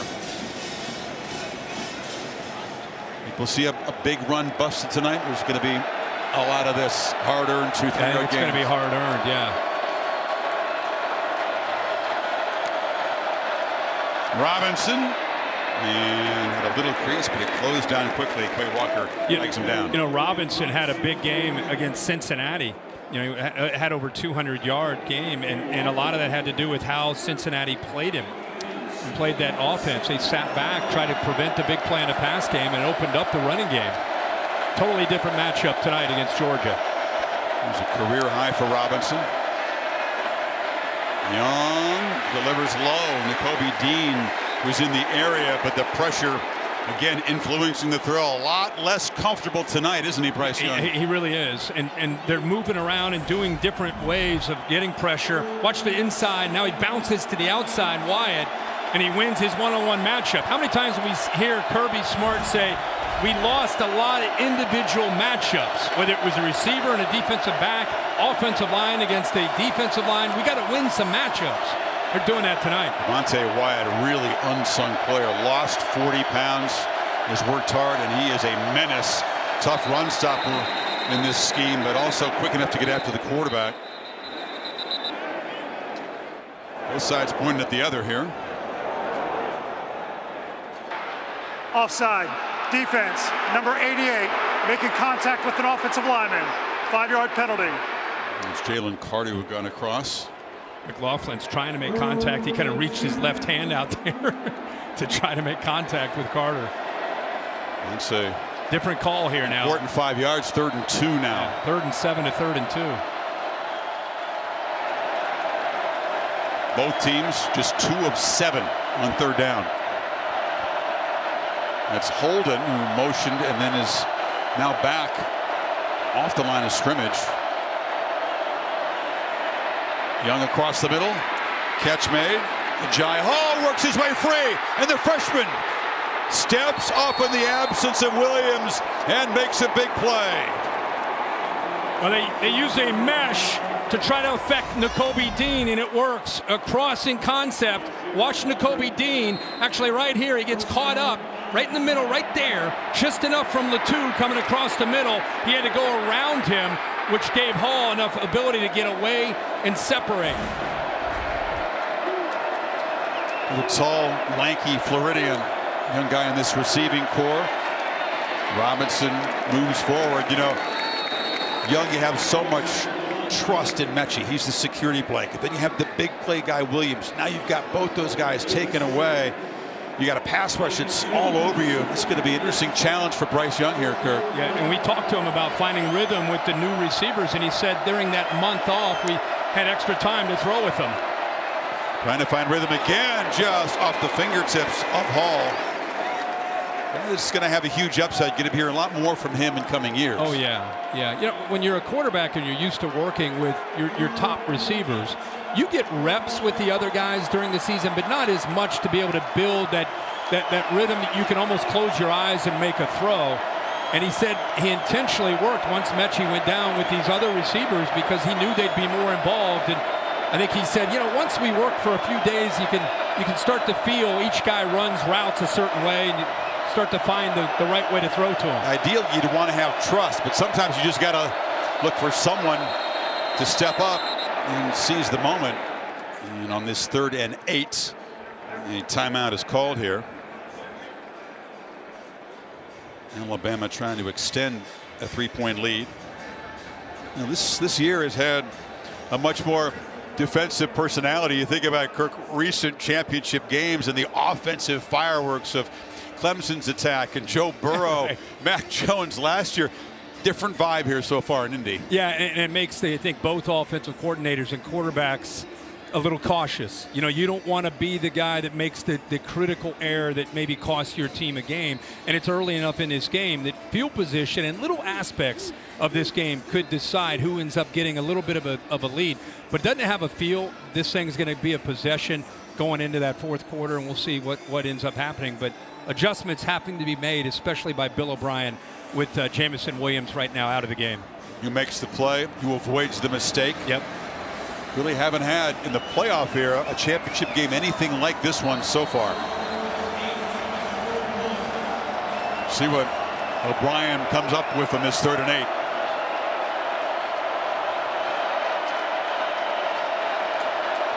Three receivers stacked to the right. Young looking that way, works back across the middle, a diving attempt by Bolden. And in front of Smith, makes the catch. Waiting for the signal. Now it's incomplete. They're waving it off. To spot the ball. Some hesitation. Yeah, Christopher Smith is one of the leaders on that back end. The ball hits the surface and comes out. And, you know, he had a knee in that first matchup in the SEC championship. Didn't practice all week, and then he had to try to match up against his offense, and it really affected him in that game. He's much healthier here, and that time was on an island against the more veteran receiver, Slade Bolden. So Saban not in field goal range, not looking to take a risk here, just hoping that Jesse Burnip can boot it high and pin the Dogs deep. Jackson makes the fair catch at the 10. Minute 33 before the break. Take a look at the quarterback comparison. Bennett got off to a very shaky start, but had the big play to Pickens to get himself going. And both these offenses fairly one-dimensional. You know, having to throw the football without any ability right now to run the ball. Line of scrimmage has been tough. Interesting sequence here. I mean, you look at the clock. Alabama has all 3 timeouts. There's a minute 33 to go. Georgia's pinned inside their own 10. Are they going to be conservative? And is Alabama going to be able to have a chance to call 3 timeouts and force a 3 and out and get the ball maybe near midfield, have a chance at a field goal?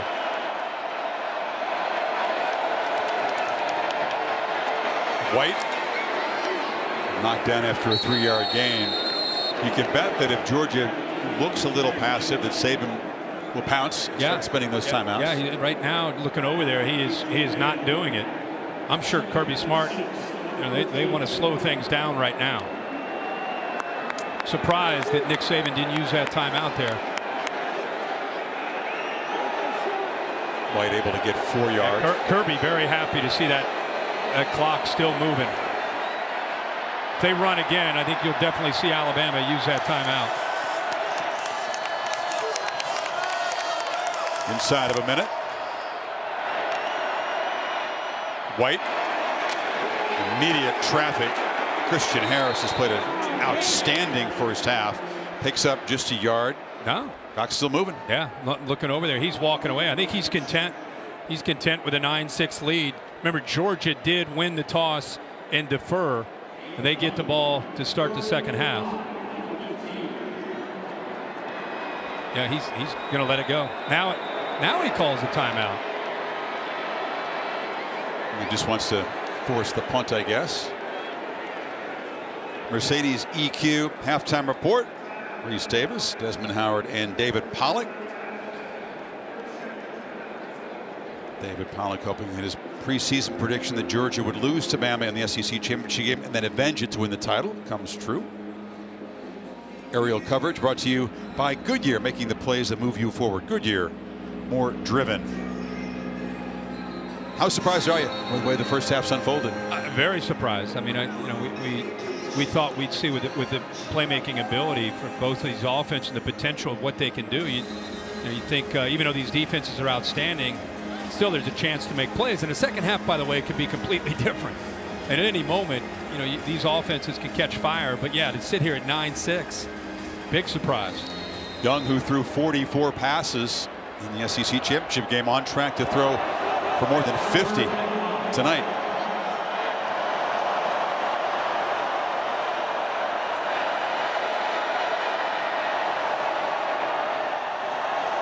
Bennett directing traffic on this 3rd and 5. And it's White again, and he'll have the first down. And out across the 25, and that should just about do it.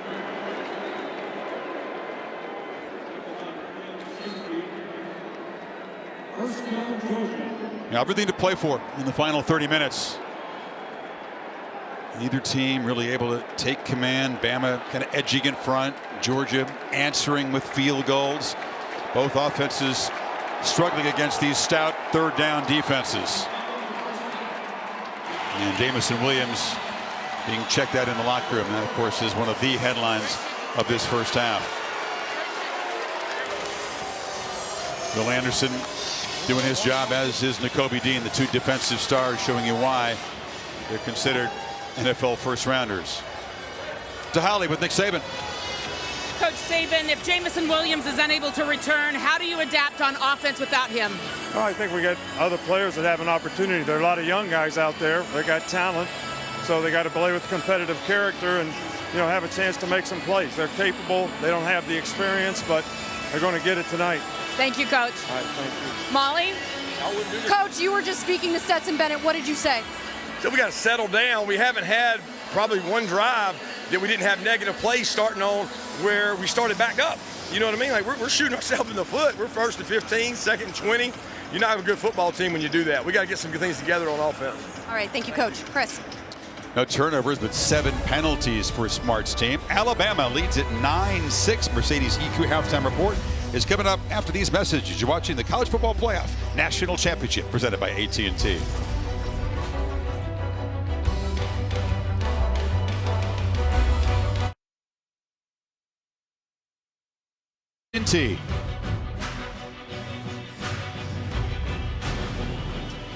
Ready for the second half as we take a look at downtown Indy with the 5G connected drone cam powered by AT&T 5G. And a frigid night.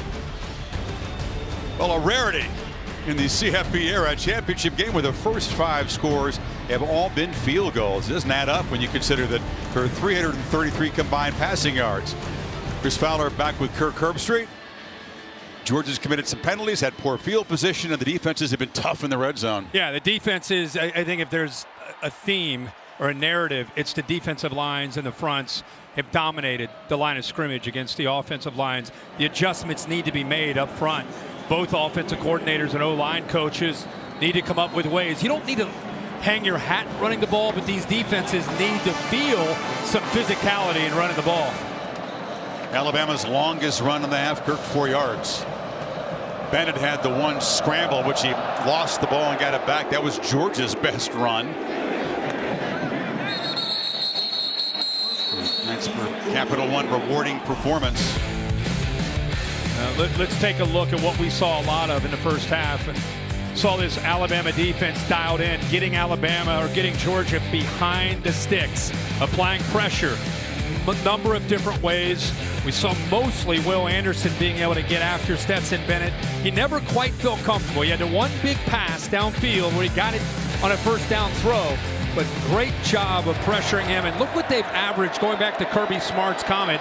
Second down, they've been averaging 11 yards, third down, 9 yards.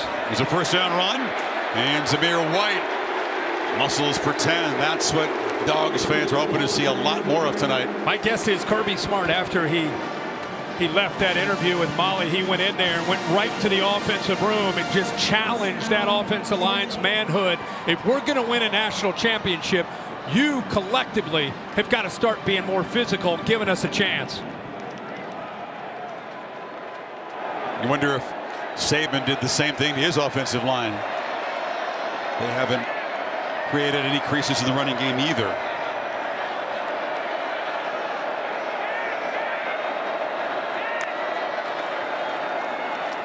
And White slips out of a tackle, cuts through a crease and barrels into Alabama territory. There goes Zeus. Well, Will Anderson got pushed to the inside by Jones. C59, he seals it. Now it's one-on-one. What a move there by White, who's known for being a power runner, but gives a shake that time to Helms and gets around him for more positive yards. There, we haven't seen them run the ball like this the entire first half. 2 carries, 30 yards. 3 tight ends in the game for Georgia. And it's a flea flicker. Bennett looking downfield and just throws it away. It was Bowers running down the middle. Pickens was over on the left. And Christian Harris was pressuring Bennett. That was a really good job by DeMarco Helms, too, of staying back and not biting in. Remember, they just had back-to-back positive runs. You're thinking they're coming downhill. It's a really good time to call it. But look how he stays back there, takes away the shot down the middle, which is where he wanted to go, and all he could do was throw it away. And they called intentional grounding. Illegally ground the football, lost it down at the spot of the foul. Second down. It was clearly a throwaway. Pickens had kind of broken the route off. Bennett might not like the call. Yeah, he came off it real quick. What the safety in the back too. He's got to stay back, and he does. And then you could just see, I think it was that Stetson Bennett just came off and just kind of threw it away, gave the body language as if he was just giving up on the play and he was inside the tackle box. And once again, as Kirby Smart mentioned to Molly, they are behind the sticks. The penalty makes it 2nd and 19. Yep. Way too much of this tonight for Georgia. Bennett underneath to Cook. Dangerous with the football in his hands, makes a cut and gets back inside the 45, make it a more reasonable third down. We saw in that Michigan game Cook and Bowers and others involved in a short passing game where they just got it out in space and let Cook do damage. We've not seen a lot of that. They get some positive yards here, at least give them a chance on third down, but it's still 3rd and long after the intentional grounding. And Cook, a guy, caught 25 passes and took 4 of them to the house. It's a big problem for Michigan in the semifinal. 3rd and 8. Pressure comes. Bennett retreats and just throws it away. Once again, Christian Harris is a problem. Yeah, the combination of Christian Harris. Look who he came off of. Will Anderson. Will Anderson's here, gets a lot of attention, and he comes right behind him off of the edge. Cook leaves, he gets out of the backfield, and it's so hard for a left tackle for Jones to come down on an All-American and then have enough flexibility to come back out against the speed of that blitzing linebacker Harris. So they cover the flea flicker well. Bennett guilty of the intentional grounding, and that spoils the drive. Good job by Camarda, who pins the tie deep. Their catch made at the 7. Bryce Young's first possession of the second half coming up.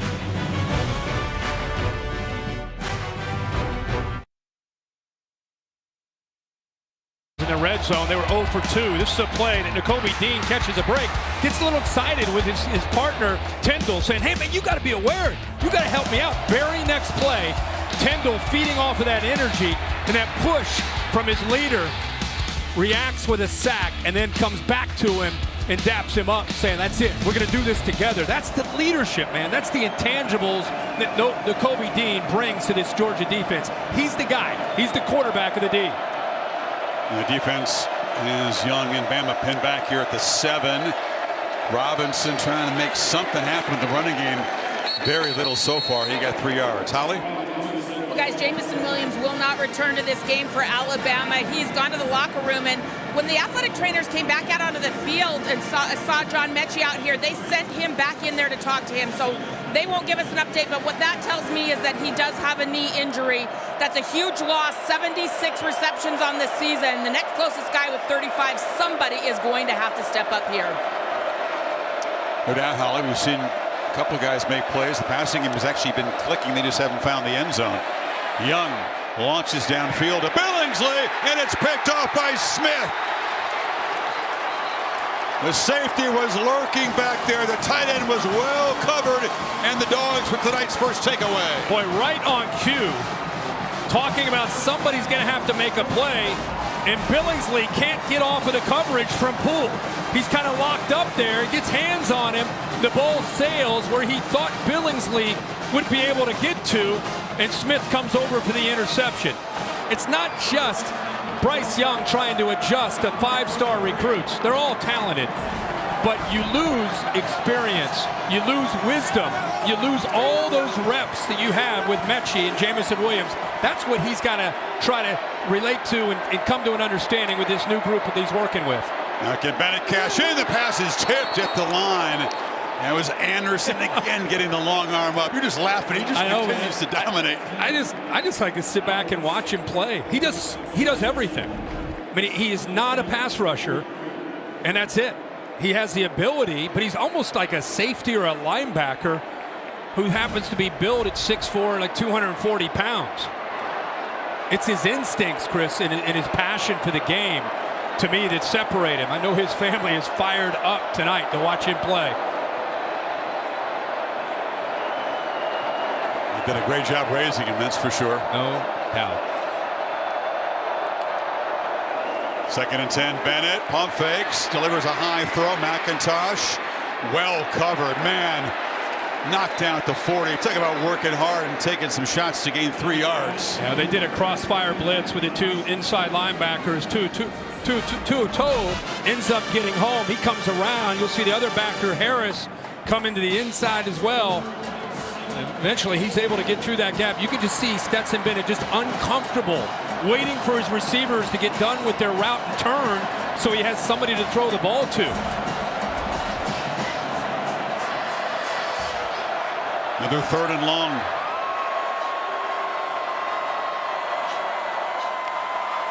Pressure. Anderson getting after Bennett, who rolls away from him. He was just sprinting from the start, trying to find Mitchell. Fourth down. You asked, what do you do against Will Anderson? Well, third down, you move the launch point. You just forget trying to block him. Roll away from him. Look how quick he is, his get off. Even gets around Cook. It's a good idea to try to move him away from the pressure, but it eliminates the amount of receivers you have to throw. He just had the one receiver out there who was covered.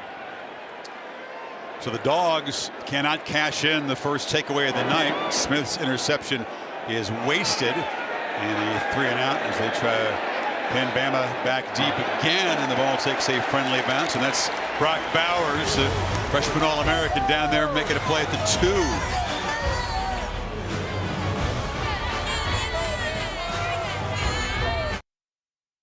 The College Football Playoff National Championship, presented by AT&T, is brought to you by Allstate. Save money like a champion with Allstate.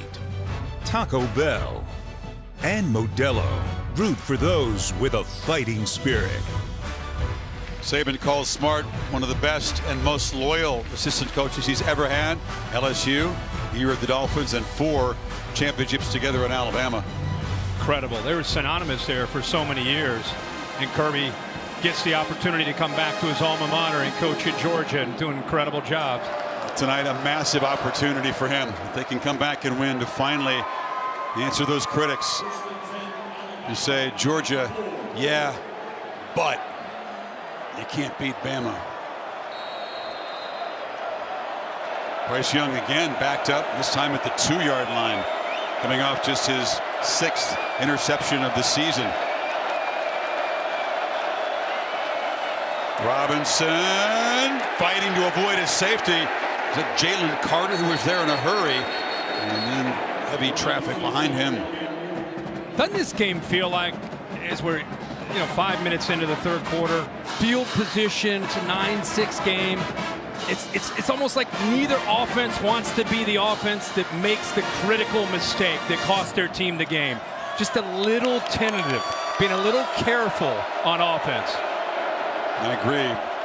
On Bama's side, that might be because their big play guy is out of there.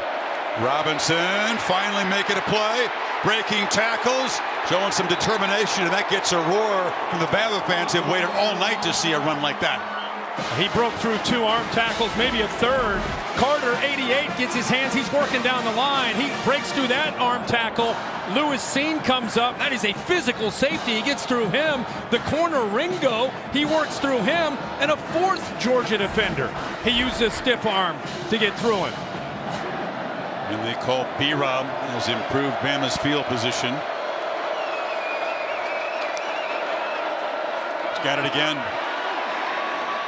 Talking about a guy that made his first start at Bama, Kirk, in his 53rd game. Waited behind Najee Harris the last couple of years. And had a career high. He talked about Cincinnati. Game 66. That is unheard of in this era. For a lot of young players that get a little disgruntled, frustrated, and oftentimes, and nowadays they enter the transfer portal. Brian Robinson is the opposite of that. His first year, he was there behind Bo Scarborough, Damian Harris, then eventually Josh Jacobs, and eventually Najee Harris. And he waited, and it was frustrated. He kept working to be able to have this year in 2021. Young gets it out to the far side, and it's Holden, Trayshawn Holden, the sophomore. He also did a lot to improve himself, got a lot stronger. He wasn't just sitting and waiting his turn, getting better. No, he was, think about these backs. All these guys have had great college careers. Many are off to the NFL. Damian Harris, Josh Jacobs, Najee Harris for the Steelers. And meanwhile, he's in the background while all of them are working. And instead of just sitting there and being frustrated, he's frustrated, but he's trying to learn from those guys to see what they did. And they kept telling him, man, you're going to get your chance. And eventually he has. It's Holden. It's his turn to try to step into the void and make a play. He thought about transferring a couple times. Robinson told me there were some low points there. Yeah. You can imagine, but he decided to honor his commitment, and his family kind of encouraged him to do that. And also, if you're at Alabama and you're a running back and you become the guy, you're eventually, through all that adversity, you're going to become a different back physically and mentally, and you become a dangerous weapon. There's Jameson Williams coming back, walking under his own power, and coming out to be a part of this second half. Good to see him walking okay, but in sweats. And as Holly said, he won't be a part of this game anymore. Sidearm pitch to Brooks. He was knocked down by Nolan Smith. A couple yards short of the marker. It'll be 3rd down.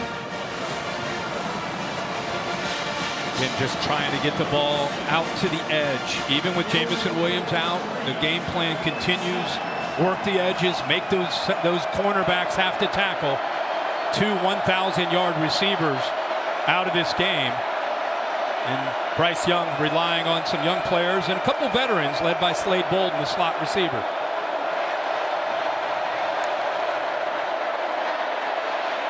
Young flips it to Sanders out of the backfield, who slips and fights with Walker. It's right near the marker. Looks like they'll give him a 1st down. Really good patience of just waiting and waiting and waiting for this to eventually clear. You'll see these linebackers right here. Walker kind of gets occupied with that crossing route, and because of that, there's just enough room out there to flip it late, and eventually Sanders gets enough for that 1st down.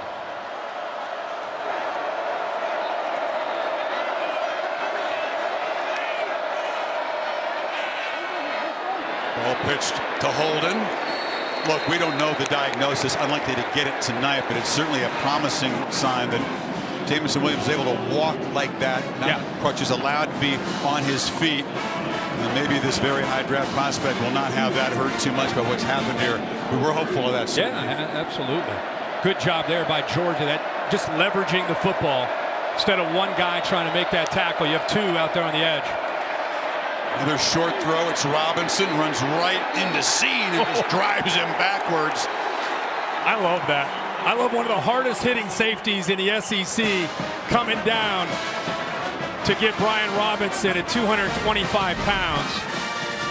Again, quick throws out to the edge, make those corners, make those safeties tackle.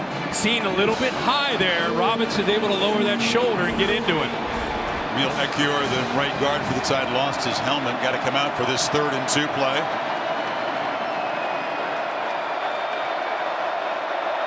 J.C. Latham stepping in to his position. Young to Robinson again. They're beginning to involve the back as a receiver. Good to get Robinson going inside the 40. But as much as Georgia blitzes the linebackers, a great answer to that is to just get it outside as quick as you can, especially on 3rd and short. Dump it out there to Robinson, make the defensive backs have to tackle him when he's running downhill. Really good call by Bill O'Brien there on 3rd down. And Ekiyor is back in the game at right guard. Robinson's got it again. Testing the middle. Man, he's starting to... He's going to fall forward for 5 or 6, isn't he? Yeah, he is. I mean, this entire drive seems like Ford has had his hands on the ball, catching the ball to the backfield and getting behind this offensive line that's starting to block a lot better, getting a much better push. It's Jalen Carter, the very big, quick nose guard for the Dogs. Athletic trainers checking him out. We'll step aside.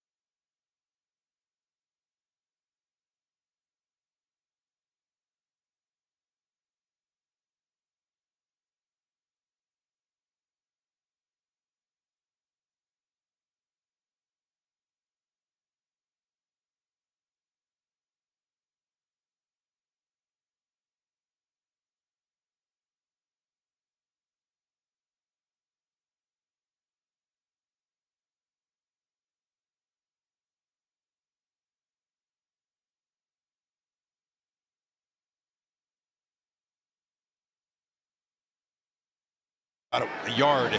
Let's not forget about what both teams talked about from the first matchup. Alabama, long drives, converting on 3rd down, getting the talented Georgia defense fatigued and tired. Georgia worked really hard for that not to become a factor, but on these longer drives in the 2nd half, hands on hips, starting to see it potentially become an issue. Robinson makes the 1st down. Kirk, you're exactly right. in that energized huddle in that last timeout, Bama players and coaches telling each other they're getting tired. They're getting tired. You can overhear that. Yeah, and when Carter went down, he walked off. He probably will be back out. I mean, it allowed that Georgia defense to regroup somewhat, but there's no doubt on that 11-play drive, we saw a Georgia defense getting tired. Robinson again hit low and knocked down by Nolan Smith. And Nolan Smith doing a really good job off the edge. At time, Billingsley just not able to block him. He just shedded him and got into the backfield. Bama's been doing a much better job. Watch 4 right there. Just gets off a 19, and then Submarines, Brian Robinson. They've been doing a much better job of mixing up run with pass on this drive of 14 plays. Sanders spelling Robinson motions to the far right of the formation on 2nd and 11.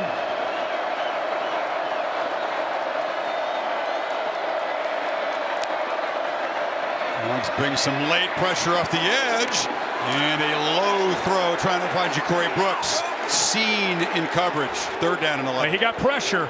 I mean, they bring a blitz, but it's the inside. We just talked about Jalen Carter eventually getting back in, and he is in. And I think that affected this. 88 gets a little bit high. That's why the Alabama fans are reacting. They got into the face mask on that throw. A little bit with the right elbow from Jalen Carter. He's still got enough on that ball to give his receiver a chance. Try to work that back shoulder. Yeah. Kirkby talked about the timing, the reps. Brooks is not a guy that, if it's Mechie, it's maybe a different situation there. Play clock at 3. Dogs bring the heat again. Young backpedals and fires downfield, and it's incomplete. Out of the hands of Agiye Hall, who had a step inside the 10. 4th down. On 3rd down, they're going to blitz their linebackers, and they bring them. How about the job by Brian Robinson of stepping up on Kobe Dean, who is going to, he does such a good job of finding those creases. Boom, right there, just before Tyndall can get to him. And I'll tell you what, there was a lot of activity. That ball is perfectly thrown right on the money to the freshman Hall, who kind of wrong-armed it and just could not bring it in. The reliable Reichard tries to make it 4 for 4 tonight, but it's blocked. The Dogs are very good at blocking field goals. That's the 3rd this season, and the lead is still 3. It's a big Devontae Wyatt. Right in the middle. You get a big push by Wyatt. 88, also Carter. Looks like Carter's left hand knocked that ball away.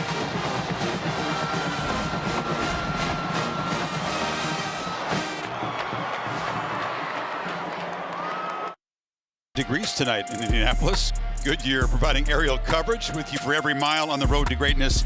Goodyear, more driven. NBA doubleheader on ESPN begins at 7:30. Mavs and the Knicks at the Garden. And at 10 o'clock, the Bulls hosting KD, James Harden and the Nets. Both games on the ESPN app. So Georgia's blocked 2 punts, 2 PATs, and now 2 field goals this season. Still a 3-point game. We'll begin from the 20. Cook makes a cut. He's got blazing speed. James Cook in a foot race. Can the Tide track him down? They finally get him inside the 15. Battles saved the touchdown, but the Dogs instantly threatened.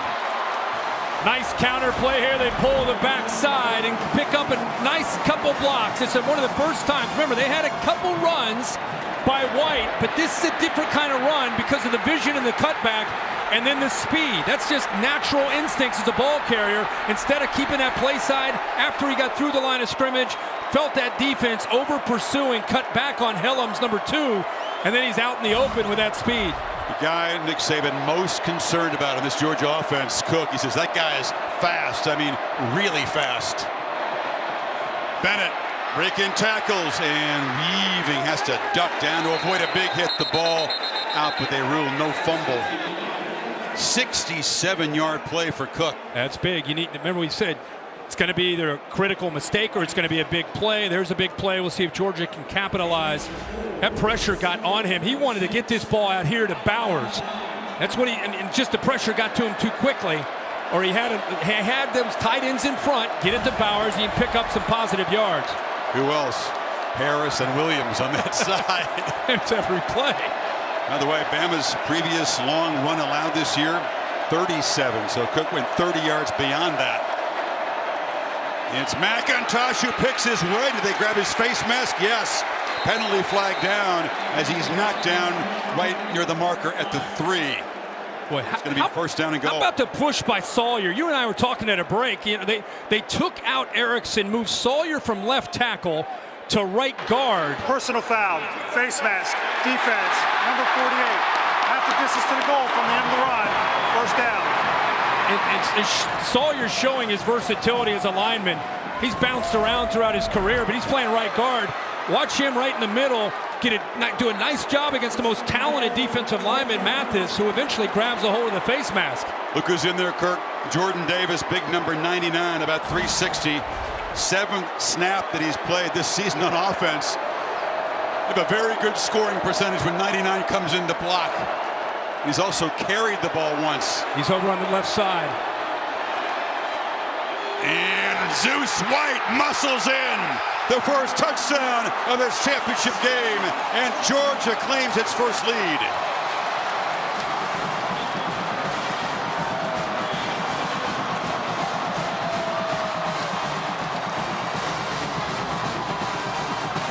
It's almost 700 pounds to follow for White.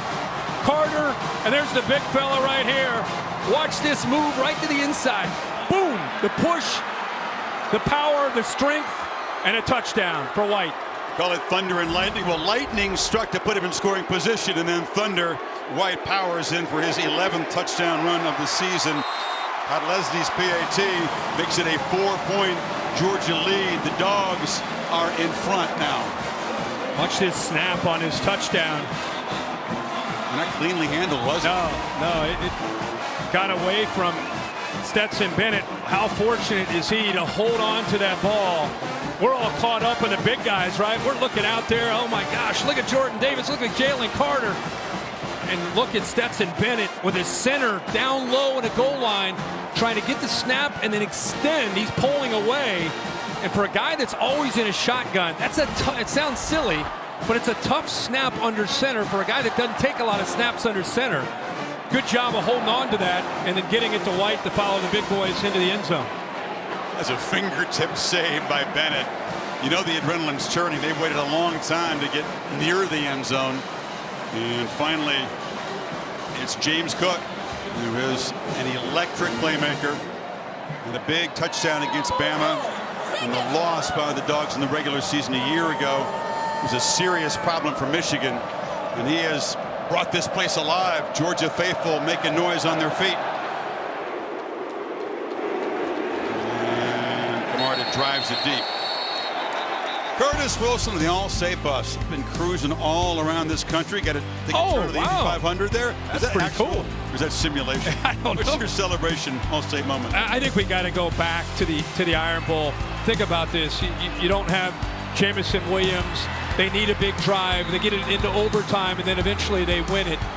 But Bryce Young, to me, had an incredible moment there and a tough night for that offensive line, giving up 7 sacks, and they find a way to win in a rivalry game. Georgia favored because they've been by far the most consistent and dominant team. You look at the 4 common opponents. The 3 of the 4, a big difference, margin of victory for Georgia.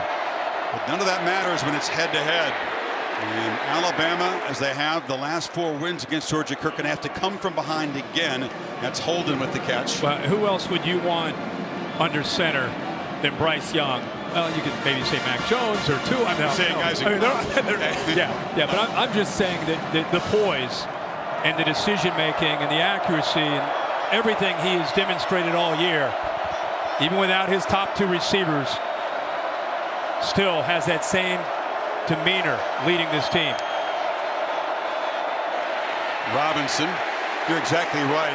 His dad, Craig, is a mental health counselor. Bryce was provided at a young age, Kirk, with the tools to just tune out the static off the field and on the field and just find that calm place where you can improvise and be creative. It's very rare to see a guy that has a feel of just being able to play your best. And especially as young as he is on this big a stage. going to need it tonight. You need it right now. It's raucous. 3rd and 3. Pressure. Ball out. Catch made by Holden is stepping up into a roll here. Much needed first down. Ringo. Back shoulder throw to a guy he doesn't have a lot of work with in Holden. And he gets hit as he throws. Wyatt is down. Once again, Wyatt actually hit him as he made the throw. I mean, can't believe he got the ball out. Looks like he's looking at his left hand. 95, Wyatt working through, gets pressure. Ball is thrown perfectly for the first down. Georgia up 4. Final quarter of the championship game coming up. End of 3. Stick around. Something big is coming during the break from the Bob's Burgers movie. Only in theaters beginning May 27th.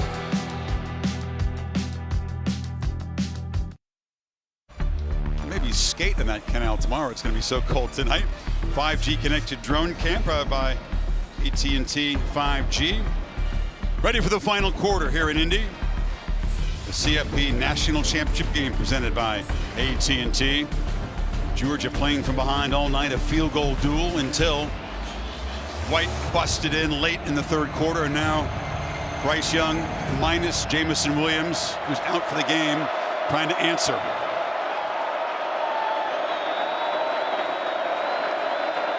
Straight back on first down, underneath. Catch made by the reliable Slade Bolden. He's been targeted frequently tonight. 7th catch.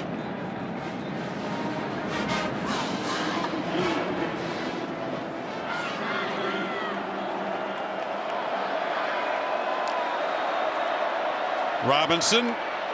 Scene slams into him, wrestles him down. There's a flag. Right. Backfield. Personal foul. Illegal hands to the face defense. Beal. Number 33, 15-yard penalty will be enforced from the end of the run. First down. See Evan Neal's reaction. Came off, they remain in the game. Evan Neal letting Beal know that he didn't appreciate that. Evan Neal, by the way, is an impressive guy too, coming into that meeting room yesterday. 33 gets his hands up, eventually knocks that helmet off. I mean, I don't know if he initially engaged and got it loose, and then a push to the shoulder made the helmet come off, but right call by the official there. Cost him 15 and made the big man mad. The number 3 overall prospect on McShay's board for the draft. Suddenly Bama inside the 35. Young launching downfield. Catch is made by Hall. Dropped one earlier. No mistake that time. He beat Chris Smith.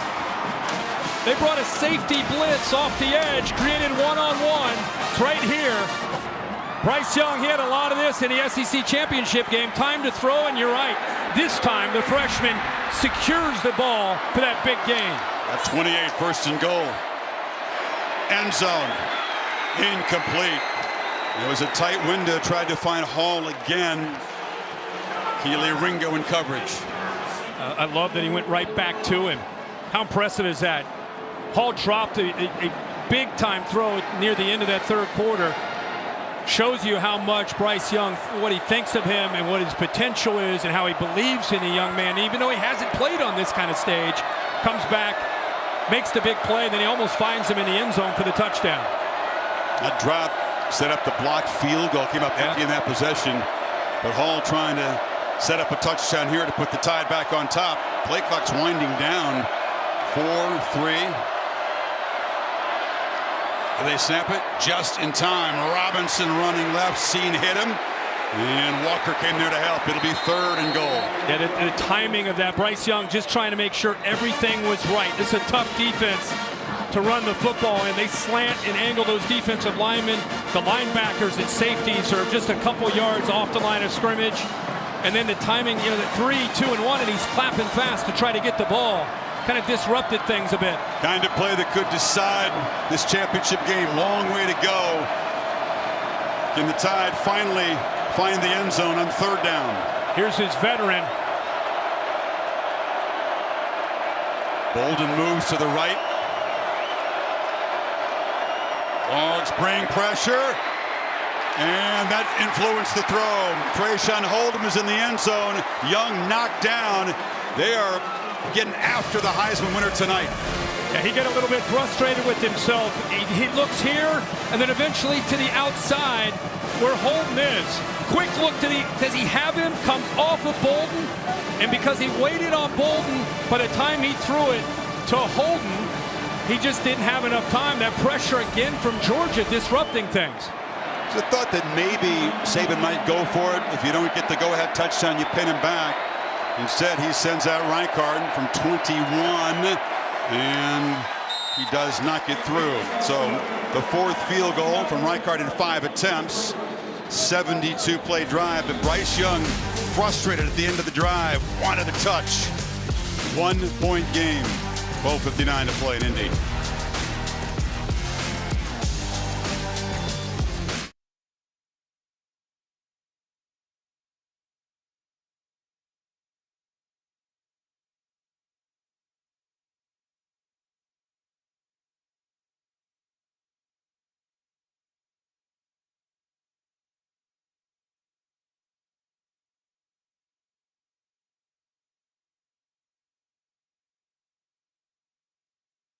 We wondered if Georgia would be able to run the ball. In the first half, it didn't look good at all. They were struggling, 26 yards, but they got it going. The very first series, you could see Zamir White, gain of 11, gain of 19, where he's able to shake away from the safety, Helms.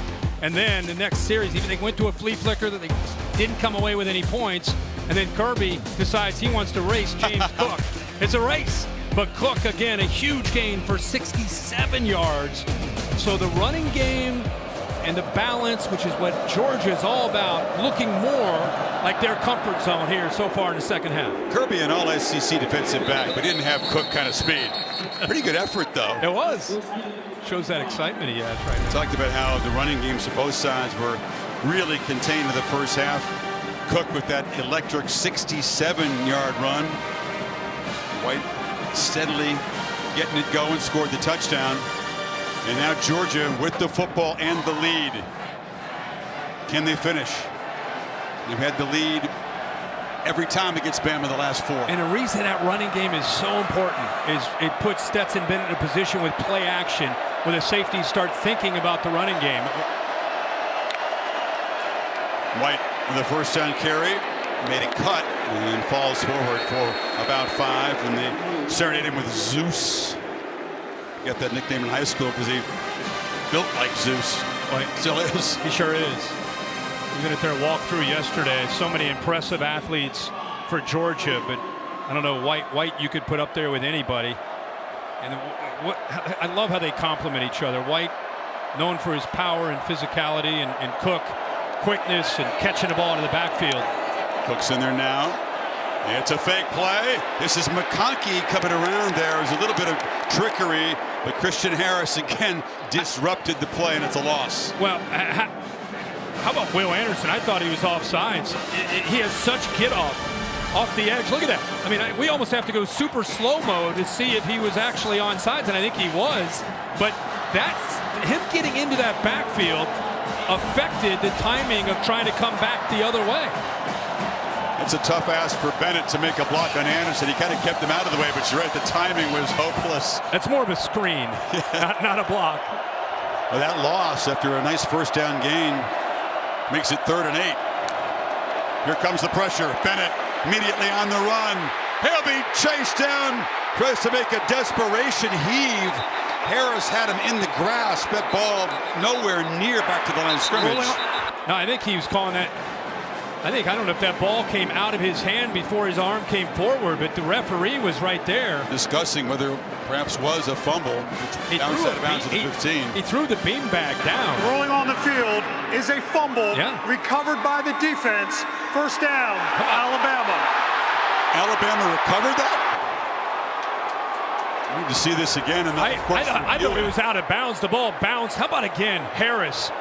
You saw 31, Anderson. They're going to definitely, obviously, take a look at this, but the ball bouncing, it looked like it went out of bounds. But for sure it did. Let's see another angle to see what happened to the football. Rolling on the field is a fumble recovered by the defense. If it is determined that it is a forward pass, His foot's there's out no of bounds. receiver in the area, and we will have a foul for intentional grounding. The previous play is under further review. Couple things to look at. Branch kind of nonchalant. I think he thought it was an incomplete pass. He didn't pay attention to where his foot was when he grabbed the football, and it did appear that his toe was on the paint. I think at the very least, if it is in fact a fumble, he's out of bounds before he's able to possess the football with the right toe. Bill, there's a lot of stuff to sort out here. First of all, was it a pass or a fumble?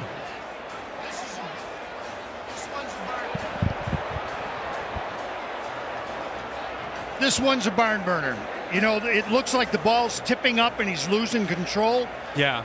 Now, as far as it going out of bounds, if it's a fumble, it's out of bounds. What I would disagree with is intentional grounding, because the hit really altered the throw in his ability to get it anywhere near someone. Are they looking at the ball in the hand? As that hand comes forward, the ball is dislodged? Is that what they're trying to determine? As before that arm came forward, the ball comes out? If any part of that hand is coming forward, it's going to be a pass.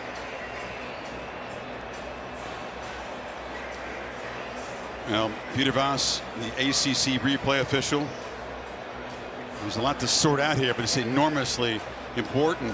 Let's say it is ruled a fumble here. Take a look at the foot of Branch. He is in bounds. Wow, from that angle. Is there, zoom in, is there green? Just a little bit. Yeah, that right, I thought that right.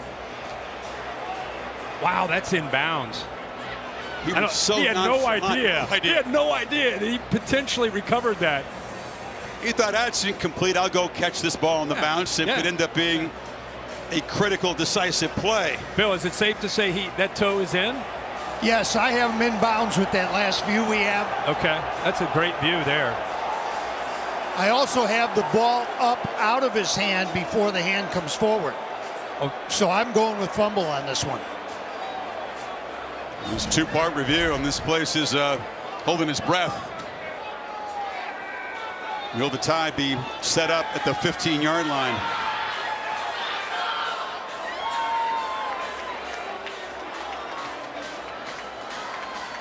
We talk about a 13-12 low-scoring game. I mean, this call is going to go a long way in determining the outcome of this game. As Stetson Bennett say, please rule that an incomplete pass and not another crucial turnover against Alabama. And again, let's not forget the job that this Alabama defense did on third down of pressuring the quarterback. Will Anderson got in there. His pressure flushed him, but Christian Harris has had a day. His move in the inside, chasing down Stetson Bennett with his speed, pulling him down. So in Bill's view, that ball is out of the hand before it comes forward. The ruling on the field stands. Alabama football at the 16-yard line. Wow. So it's ruled a fumble, and although he didn't think it was going to be a fumble recovery, Brian Branch, by an inch, keeps the toe in the field as he nonchalantly grabs the football. Yeah. The Tider set up at the 15. Let's give Brian Branch. He knew exactly what he was doing. I'm just for the story. But what a turn of events. And it's the defensive pressure led by Harris and Anderson. It causes that. And now Bryce Young, after the frustration of not hitting that third down and have to settle for a field goal, they're back in the red zone where they have 3 attempts and 3 field goals. They've not scored a touchdown down here yet tonight. Normally a very efficient offense in the red zone. Young, high snap. Robinson running left.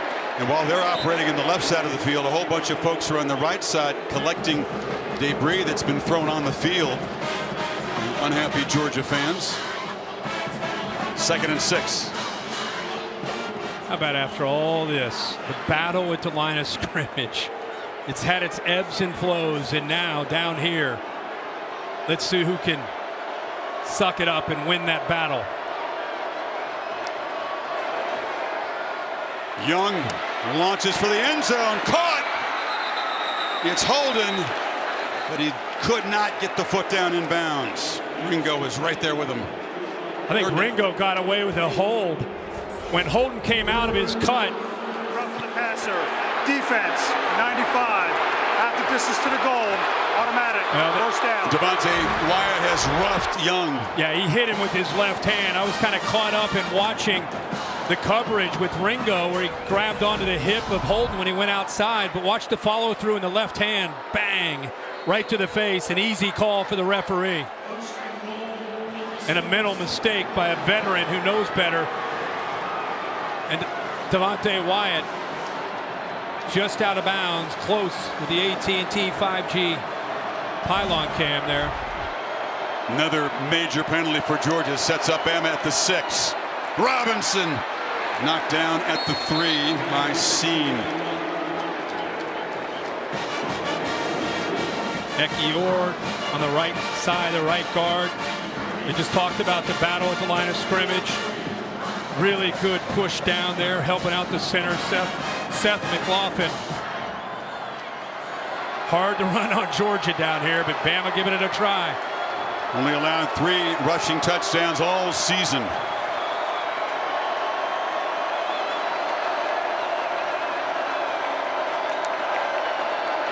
Play fake. Ball batted down at the line. And it was Scene who came off the edge. It'll be 3rd and goal.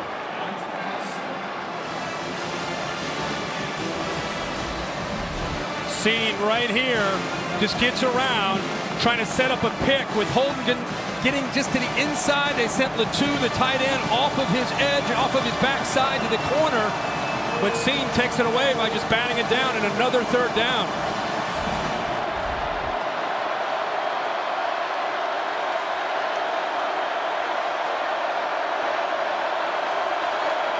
Pressure.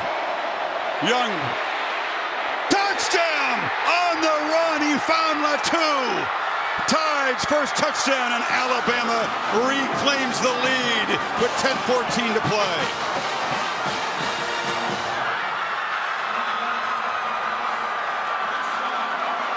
In a full sprint, he found a kneeling tight end in the end zone. Latu here, and I want you to watch what he does at the top of his route. See him push there at the end of the route, gets the separation. The defensive back's on his backside. The safety, Christopher Smith, nothing he could do. The bigger Latu at 250 pounds, kind of throwing him and then getting back inside in man-to-man coverage. No one there to pick him up. And the chart says up 5, you go for 2. Alabama's been successful. They're 4 for 4 on 2-point conversions this season. Funky look, diamond formation to the left. 1-on-1 to the top. Young on the run. Smith trying to chase him down. Tyndall's there too, but the speed of Nolan Smith spoils the play, and the lead is still 5. People want to talk about how are 2 SEC teams in a national championship. It's the speed in the front, the defensive line and the linebackers. Latu open because of that nice push-off. The safety on Smith, the officials didn't call it. 2-pointer, he looks left, he has the 1-on-1, but then he's going to use his speed to get to the corner, and Nolan Smith keeps him short of that 2-pointer.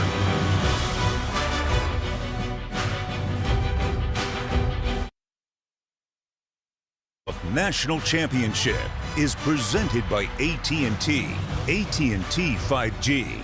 Fast, reliable, and secure. And in part by Dick's Sporting Goods. Every season starts at Dick's. And Chick-fil-A. Stay cozy with a cup of chicken tortilla soup. Available for a limited time. Saban said it never went from angry to euphoric within a few seconds like that play. Angry at the sack that Tagovailoa took. Elated at the 2nd and 26 touchdown. In fact, he said he was frustrated. As the snap of the ball and the ball is in the air, he still was frustrated, and then he throws his headsets off after Devontae Smith scores to win it. So the margin is 5. Now if you're Stetson Bennett, Kirk, and you've got this history against Alabama, made a bunch of good plays, made some turnovers, you've taken care of the ball tonight until that fumble. Now you find yourself down 5. You got to find a way to get to the end zone. McIntosh leaves it there. Check out tonight's Capital One premium plays. Well, we've had an interesting second half. Let's start with this Bama pressure, getting after him. This is like, at this point, the play of the game. We just thought it might was an incompletion. Instead, it's a fumble and a recovery by Branch to set up Alabama's only touchdown. A heck of an effort by Bryce Young, throwing all the way across his body to hit the tight end, Latu, for that touchdown.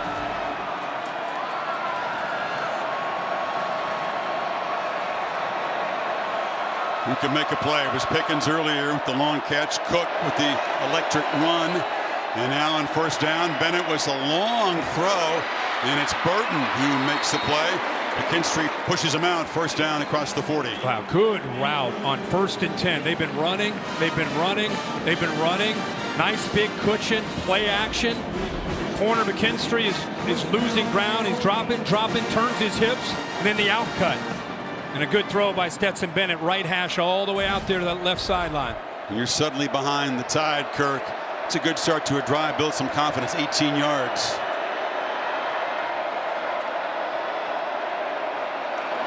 Bennett on the move, looking downfield, launches, and absolutely tackled on the play was Burton.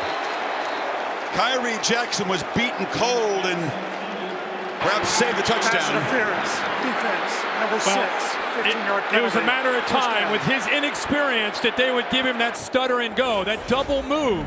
He's out there on his own. We just saw a great route by Burton, stutter and go, and instead of giving up that touchdown, I'm not listening to Coach Saban after this game. No way. I'm grabbing a hold of him. I'm tackling him. He's not scoring a touchdown. He was beaten on a great route and a great call, but he made the right call. In college football, it's 15 yards. Jackson and McKinstry stepping in because Josh Jobe and Jalen Armour-Davis, their two best corners, out injured. Bennett looking to throw again, finds McIntosh, who bobbles it, holds on barely at the marker in front of Branch. He made it adventurous. Boy, Todd Monken deciding, all right, 9 minutes to go, 9.5, 10 minutes to go. We're going to come out. We're going to give the ball to Stetson Bennett. What a great concentration by McIntosh against Branch to hold on to that, and he gets the first down. I mean, these first 3 plays, couple nice routes, throwing the football, being aggressive, trying to attack this Bama defense. I don't see many triple bobble catches. Right. Bowers hasn't yet gotten involved in this half. Keep in mind the tight end is their top receiver. Bennett hammered, pressured, and knocked down from behind. It was Dallas Turner for the second time tonight. So they decide enough is enough. Turner's right here. They're also going to bring the corner, but it's 15 that ends up being able to get home, working on the tight end there. Fitzpatrick, I'll tell you what a future this true freshman Dallas Turner has. Reminds you a lot like Will Anderson. I'm not comparing him to Will Anderson, but I'm just saying his dimensions for a young guy at about 6'4", 245 pounds, and he pressures the quarterback with that same relentless approach. And that's too much speed and power for a pretty good blocking tight end, Fitzpatrick. Now another flag. Bennett launching. Mitchell. Caught it. Touchdown, Georgia. With a free play, the Dogs retake the lead. Offside. Defense. Number 50. That is the climb. Touchdown. What a drive for Stetson Bennett. 40-yard touchdown to finish it. Well, he had a free play. Great feel. Great recognition. He sees Tim Smith jump. He says, what the heck? Let's go to the young corner. We've gone after him here a little bit on this drive. Let's take a shot with my freshman Mitchell against Jackson. Ball underthrown just a bit. Jackson never turns to find the ball, and a great job again by a Georgia player locking in to secure the football. Dogs have not tried a two-point conversion this season, haven't had a need to until right now. So a chance to go up 3. Cook is the back. Bowers to the right. They hand it to Cook. They try to run it in around the edge, and that doesn't work against the Tide. No chance. It was Dallas Turner again. I keep thinking that's 31. it's 15. What a job by Stetson Bennett and this Georgia defense. Remember, last series, they fumbled the ball. It looks like all the momentum's in favor of Bryce Young and Alabama after they score that touchdown, and they come back with that drive. Field goal fest early. Things are heating up in Indy. Dogs on top, 8:09 to play.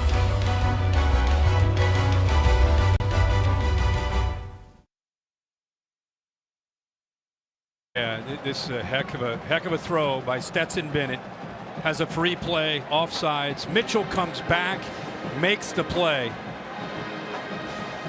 The AT&T 5G pylon camp. The coverage was airtight. Hand strength for Mitchell, the freshman out of Texas. And we knew these young, inexperienced corners. I mean, Kool-Aid McKinstry has played some this year, but Kyrie Jackson has not played as much. And Kirk coming off that controversial fumble that set up Bama's go-ahead touchdown. Bennett 3 for 3 in the drive.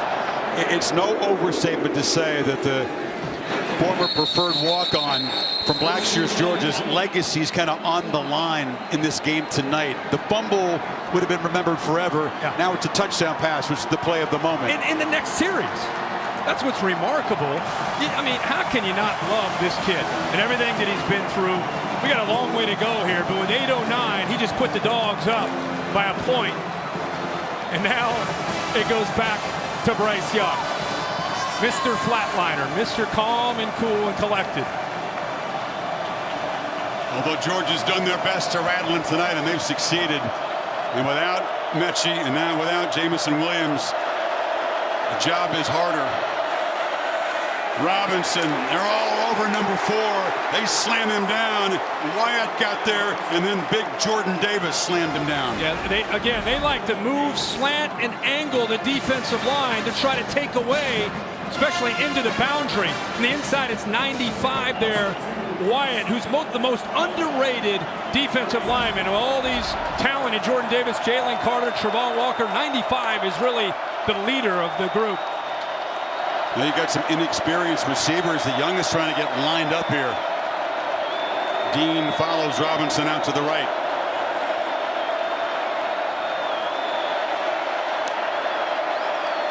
Pressure comes. They're looking down the field, and it's incomplete. Overthrown for Hall, working against Darian Kendrick. What a matchup. The young, talented wide receiver from Alabama against Kendrick, the crafty veteran transfer from Clemson who used to play receiver. Now he's a corner, never sees the football, but he's in phase. Close enough. They didn't give Hall much of a chance. Here we go, 3rd and long.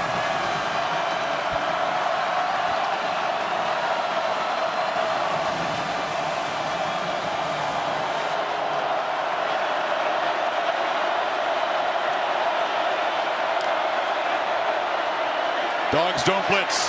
Young has time. Off the hands of Slade Bolden, who was covered tightly by William Poole, and the Dogs defense gets a stop. Wow. William Poole came in late in the year for Latavius Brini because he can cover.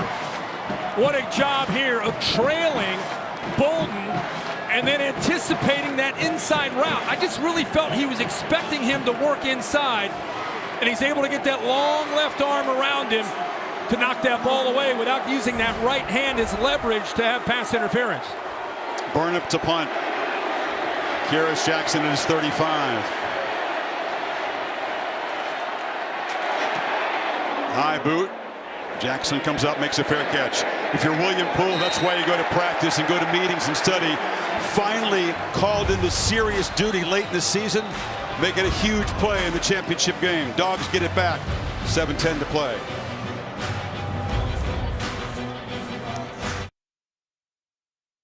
Look at the last couple drives for Georgia. Chris talked about this. Tough play here late in the game. Ruled a fumble on the field. Confirmed.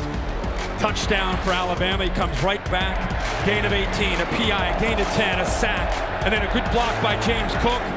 Heaves it downfield. He's got an opportunity to make a play.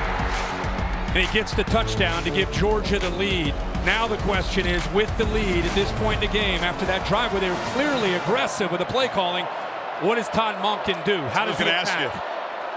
I mean, the trust in Bennett was rewarded in the last drive. You trust him to keep throwing here. Cook, it's about 4 on first down. Remember, the second half has been what Georgia fans have seen all year, except for 4 quarters when they were 3 quarters when they played Alabama in the SEC championship. So running the football and mixing up with play action, that's who they are. So that last drive was just, we're going after it. We're going to throw, and it worked out. But I think they go back to being who they are. Brock Bowers has been contained all night. The tight end with 52 catches coming in has made 3. Not an impact play yet. White with a power run out near midfield, and the Dogs move the sticks and bleed some more clock. Again, they're pulling around a couple of the big linemen. Schaefer does a good job of coming around. Left tackle, the young freshman Jones coming around. But really, that play opens up because the right side collapses the Bama defensive line to give those big linemen some room to come around. It's not the 4-minute offense we talk about, Kirk. There's more than 6 minutes to go, but Georgia hoping for a similar kind of plan. At the very least, they're trying to get 3 points on this drive to make it a 4-point game. And once again, powering straight ahead is White. Now we've seen Alabama have some moments, but 1 touchdown on the night. You get a field goal here, Bryce Young needs a touchdown. And they'd obviously love to get 6, but at the very least, they want to try to get into field goal range.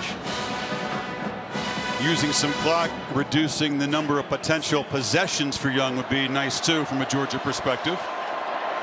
They'll take 5 yards on first down every time against this defense.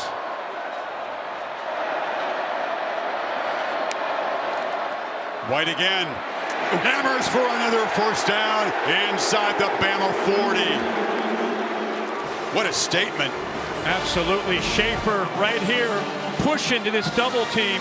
Watch this hole open up and watch White get downhill in a hurry. The left tackle, man, Jones does a nice job as well, kicking outside, turning his back.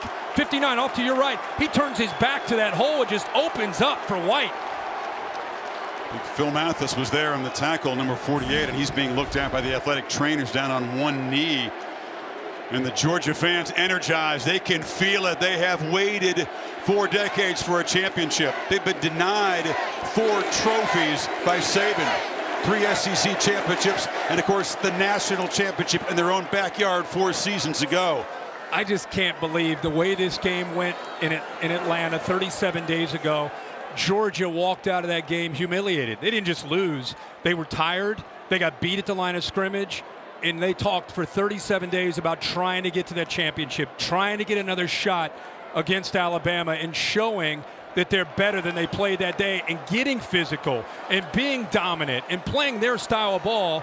Still have a long way to go, but you're starting to feel some of that momentum going that direction. Kirk, you talked about the challenge that perhaps Smart gave to that offensive line on halftime, which was getting whipped up front. What a display of power football on this drive. 4 plays, all of them rushes. As Mathis has helped off that shoulder the concern.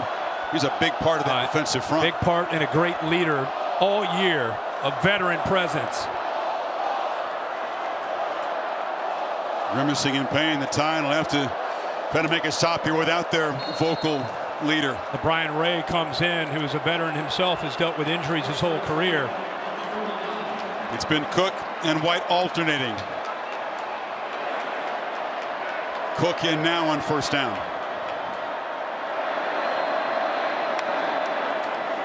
Play action. Bennett launches and it's incomplete. Overthrown for Pickens against McKinstry, and there's a flag down. Pickens wasn't going to get anywhere near the football. Well, the reason he wasn't, McKinstry cut him off. Pass interference, defense, number 1, 15-yard penalty, first down. Bill, I don't know how you saw that. To me, McKinstry didn't allow Pickens to get around him. Yeah, he stayed in front of him and blocked him off from getting to the ball. Pass interference. Yeah, he locks him up. You know, Kirk, we haven't seen one yet, but pass interference penalties have been one of Alabama's Achilles heel all season long. They could have got Anderson for a late hit on Bennett, by the way. They didn't throw a second flag, but that PI moves the ball to the 24. A couple PIs here late in this game against Jackson, and there's one against McKinstry. Back to White, who patiently navigates his way and continues to drive his legs and gets pushed by the pile. And the dogs are barking. Their fans enjoyed that mosh pit. Chris, I just can't tell you. I mean, that's not just a good run. That's a group effort. Again, I go back to the humiliation, the release of that humiliation. It's a good job of setting this up. White's running hard, but watch as he gets held up. Watch the linemen get off the ground. Look at them get up. They want to be a part of that. Woo! Almost late there by Schaefer. That could have cost him, but just the intent and the purpose to try to show as a group Careful, they want to help. A belly flop on top of the pile. Yeah. Could cost you 15. There's a timeout taken. Georgia. Play clock was down at 2. He has momentum. He had momentum, rhythm. They were attacking. It's like a boxer that's got the advantage late in the ring, and the bell rings, and you get to go to the corner and catch your breath. That's why Kirby was so frustrated there. I love the analogy. We enjoy our fights ringside. After the game, stay tuned for the Ram Trucks post-game show here on ESPN. They'll review and recap and analyze this from every conceivable angle. 4:05 to play. Second down and 3. I'm telling you, man, that last play for me, if Georgia wins this game, that last play, I know we've had some excitement here. What that last play symbolized for me is what Georgia's been about for 37 days. I don't know if they're going to win this game, but I just love to see that effort there by the team trying to help out White. It's Cook back in the game, keeping these backs very fresh down the stretch. Pitch to Cook, and fights off a tackler in the backfield with a stiff arm and says he's got a first down at the 19. Yeah, it'll depend on the spot. I thought Dallas Turner had a chance to get him, but he does a nice job with that stiff arm right there to get away from a potential loss, and then tries to reach out. Hellam's tackle, he keeps his knees up and stretches out, comes up short. I don't like this spot at all. It's 3rd and 1. They're going to throw for it. Bowers has got it. He's got a blocker. Touchdown, Georgia. And here is a flag down, though. Hold on. There's a flag near the line of scrimmage. Bennett says it's on Bama. I think they hit him. I think they hit Stetson Bennett after he released the football. Jordan Battle on a blitz came through and hit Stetson Bennett in the face. You had a feeling the guy as talented as Brock Bowers, who's made an impact from the moment he arrived on campus, had a big game in the opener against Clemson. Personal foul, roughing the passer, number 9, defense. The result of the play is a touchdown. That 15-yard penalty will be carried over to the ensuing kick. Scored a late touchdown in a losing cause. Took him a long time, Kirk, tonight to get involved, but that is a massive play. Bama with a PAT. Yeah, Bama really rolled the dice there with that blitz package.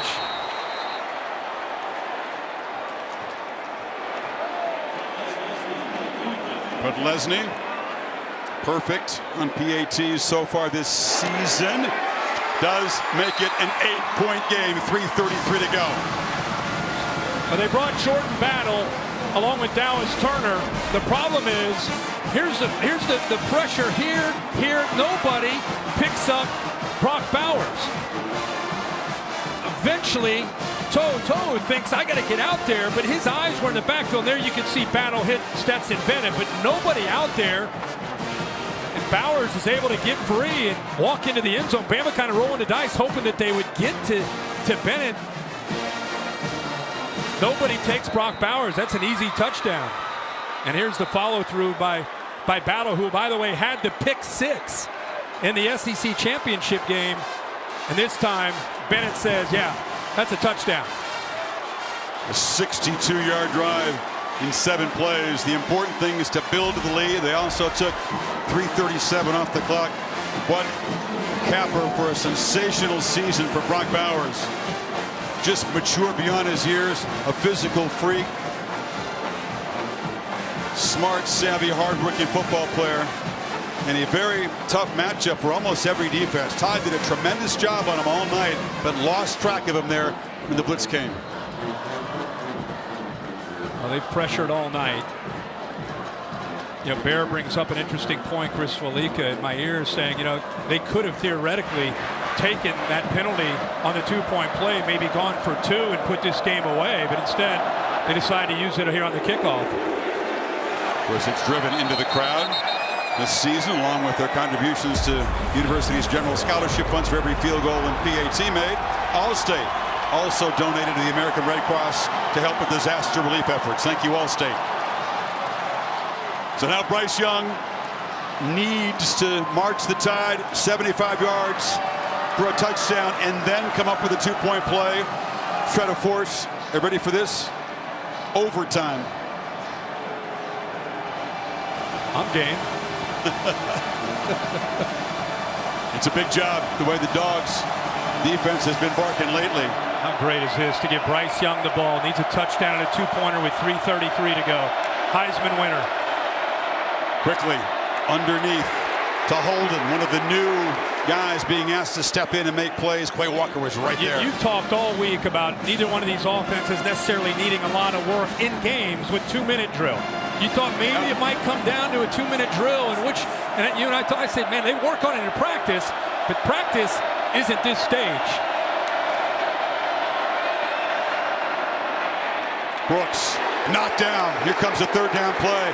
And that's what we've been talking about. You just had a feeling that in an even matchup, maybe either Bennett or Bryce Young were going to be asked to come up with something they haven't been able to really execute. Young went, of course, that drive against Auburn. Yeah, of course. That was pressure drive. I think that was his Heisman moment. The difference is he doesn't have Mechie. In that drive, he didn't have Jameson Williams, and now he doesn't have either one.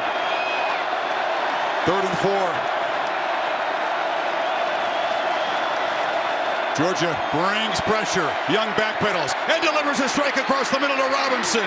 First down to the 43. This is a great look at this out of the backfield, but watch the bunch of defensive backs get caught up right here. They're man-to-man. The tight end creates that screen. The linebacker can't get around it to Kobe Dean, and a heck of a screen there by the tight end to open that up. Clock moving. 2:14.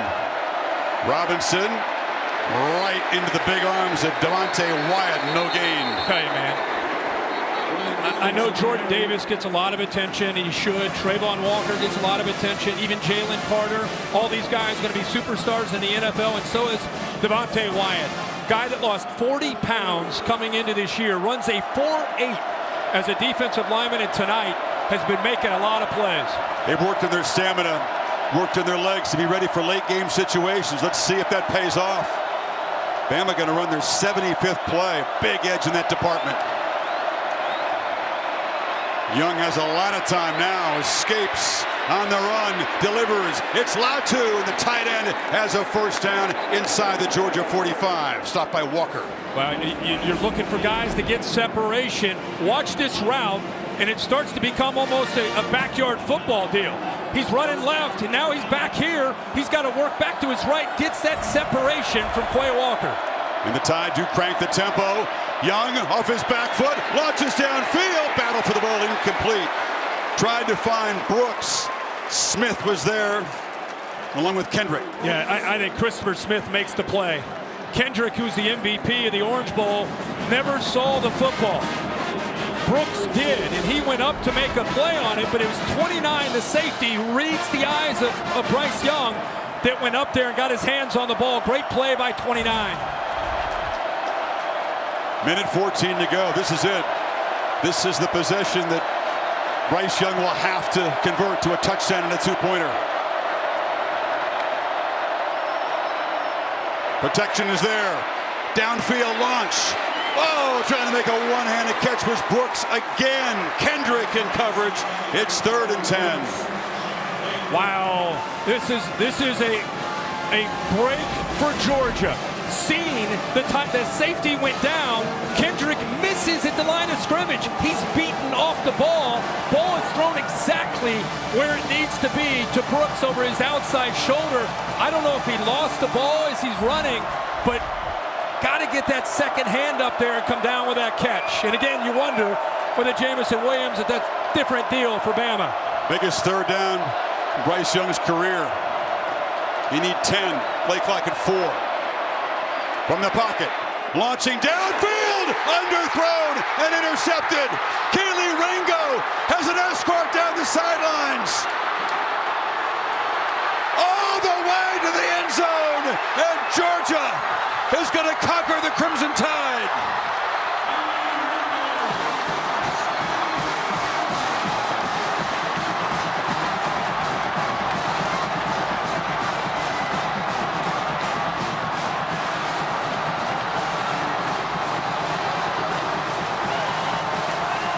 The sweet irony not lost on the Georgia faithful. It was a pick six that doomed them in round one in Atlanta. And now a pick six has sealed it. And Keely Ringo, who plays for his mom, has been battling breast cancer in recent years. She works hard to attend the games of her son. She was there at the SEC championship game, and look at the tears. Oh, man. Yeah, let's just take that in right there. Good for 13, man. Good for Stetson Bennett. In a spectacular season for the Heisman Trophy winner, this was not his finest moment. Without his main weapons, Kirk, he just tried to force a play. Yeah, he's to the outside. The receiver's to the outside. Bryce, he didn't get pressure, but I don't know if he's expecting a back shoulder throw or bringing Holden back, whatever it might have been. But unlike Kendrick, Ringo gets his eyes on the ball, and he sees that it's underthrown and adjusts back and makes that interception. As you said, he had a convoy in front of him. It wasn't just about securing this. And look at Kirby in the background. That's elevation. That was 38 inches right there by Kirby Smart. We saw the speed earlier. There's the vertical jump. Yeah. Ringo, as a freshman, his first interception. Taken to the house, and a former defensive back. Very close now to delivering a national championship to his alma mater. 1980. Herschel Walker, Vince Dooley. It's the last time Georgia's won a national championship. We have Georgia fans in front of us. I can't imagine what's going on in the state of Georgia and Georgia Bulldog Nation all across the country and what they're feeling right now. They have a watch party in Segment Coliseum back in Athens. The party will quickly spill out into the streets of a very festive college town. There's Bryce Young, who's had an amazing year as a Heisman Trophy winner in his first year as a starter. Just so many storylines. The way the game unfolded in the SEC championship. Georgia having to go back to work to try to get ready to beat Michigan, hope for a second chance, and they get it. And this kid right here, man, you got to, if you don't know his story, we've talked about it tonight, they could almost make a movie on Stetson Bennett and what he's been through, how nobody believed in him. And he climbs the mountain as the leader of this team and wins the national title. Plays down at Blackshear. Pierce County's a 3A football again. He had some mid-major offers, but not from his dream school. So he goes as a preferred walk-on, not playing. Jones County Junior College in Mississippi, plays there. Kirby Smart offers as a scholarship, but he's buried in the depth chart, Kirk. He's number 3 at the start of the season. Hey, no, you got to go back when he leaves the junior college. He comes to Georgia. They go get DeJuan Mathis as a 5-star. Jamie Newman transfers from Wake Forest. JT Daniels comes from USC. He's as far as you can see on the depth chart. His own fans never really bought into him being the guy. A lot of them wanted JT Daniels. He and his teammates are the only ones that believed he was the guy to be their quarterback. Plays with a chip on his shoulder. And all that pent-up stuff. The emotion came flowing. He burst into tears as soon as he saw that pick six taken back by Ringo. That'll get you, man. That'll get you. Look at that. Alabama led by 5 with 10:14 to play. Georgia responded with 3 touchdowns in little more than 7 minutes.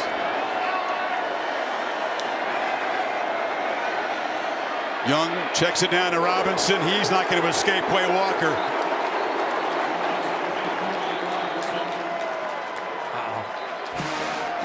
All this talk about Alabama, what they call them, is they become the boogeyman to you. I mean, I felt bad, Kirby and his players answering some of the questions that they got. Is it mental? Can you get over the edge? What is it? It's called Alabama beats everybody. They're really good. And Georgia put together a plan in that second half. Give them credit. The adjustments by Todd Monken on offense. Kirby Smart challenging his team at halftime. Dan Lanning who's going to Oregon tomorrow morning to become the head coach for the Ducks, finishing the deal and winning this championship. The program, of course, modeled on Alabama. Smart takes so much from what he learned from Saban. They built this team to try to beat Bama. It's the only thing they hadn't done before tonight. A lot of pain, a lot of psychic scars from the Georgia players over the years, and certainly for a lot of the fans here in red. And Kirby's smart too. I mean, think about the questions he had to answer about going up against his former mentor, his coach. Came so close to beating him first couple times as a head coach going up against him. Had the lead and just couldn't hold on. Last year they get pulled. Bama pulls away. This year the humiliation at the SEC championship, and 37 days later they get revenge. Brooks made that catch, and Kirby is quickly back to coaching again. Oh yeah, oh yeah. Still 43 seconds. Bama has 2 timeouts.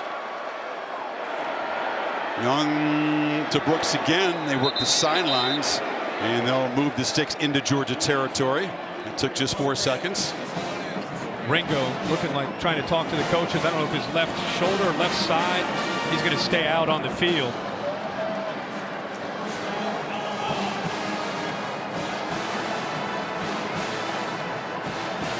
What a game, man. First 2-interception game of Bryce Young's career. And trying to operate without 2 elite receivers. Jamison Williams going out with an apparent knee injury in the second quarter. Pressure is picked up. Young backpedals and knocked down. No receiver in the area. And see if they have a conference about this one. Yeah, Kirby's going crazy. There wasn't any receiver within 15 yards of the ball. They're going to get together. I think Kirby's helping influence it. The only receiver was the running back, Brian Robinson, and he really wasn't that close.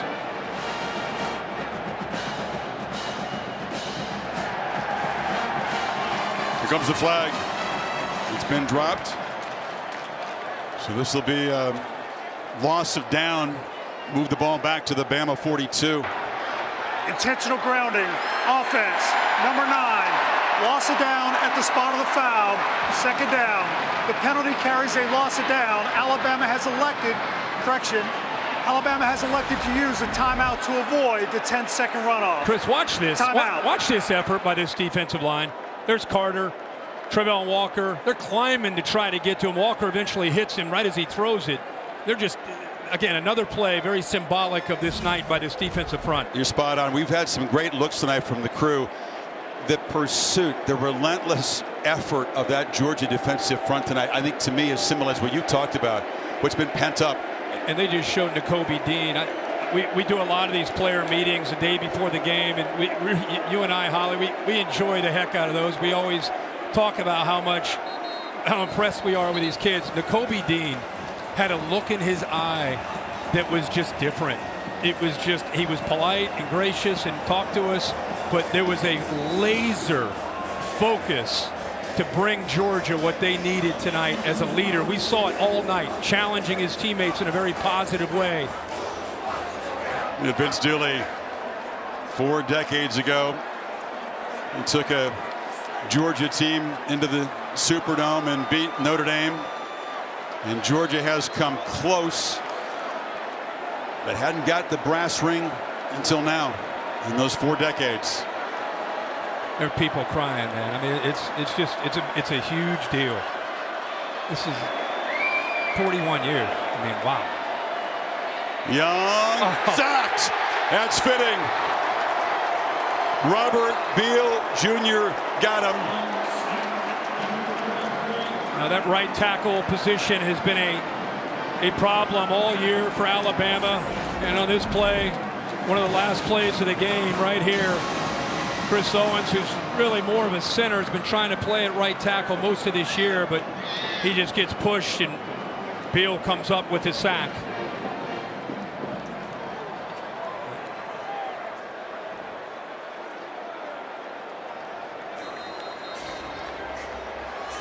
The quarterback that's been really the hardest to rattle and fluster all season long in college football.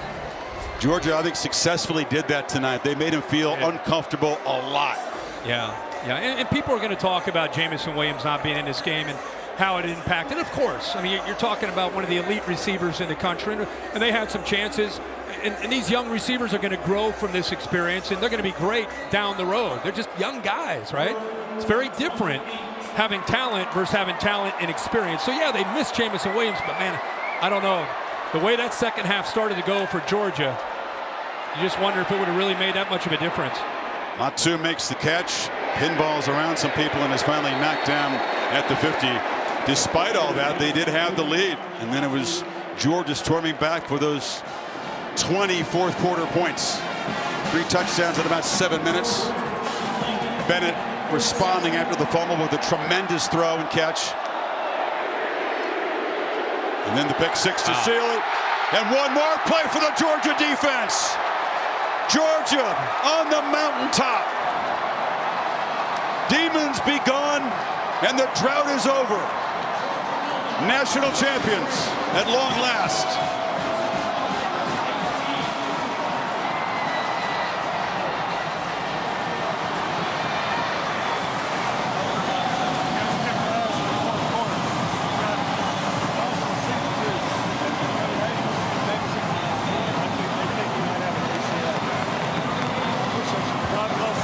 So often it's been Saban consoling Smart. Mutual respect is obvious. You can hear him say you kicked our butt there in the fourth quarter. But I honestly... Look at this moment. The ex-walk-on and the 5-star Heisman Trophy winner. There's also mutual respect there. And we've talked so much about Stetson Bennett. There's a lot of heroes on the Georgia side. But, you know, Bennett has... His story has kind of a Southern Gothic tone to it. And there is Kobe Dean. Let's go to Molly. Coach is celebrating with his team and his quarterback Stetson Bennett. Gosh. Coach, your freshman Keely Ringo with the pick 6 to seal the game. What was your reaction to that play? Keely Ringo has been run the gamut this year. The kid has gotten so much better. I love the kid. I love his family. What a big play and a big moment. How about this university? How about these fans? This is a special moment for the University of Georgia, special moment for this team.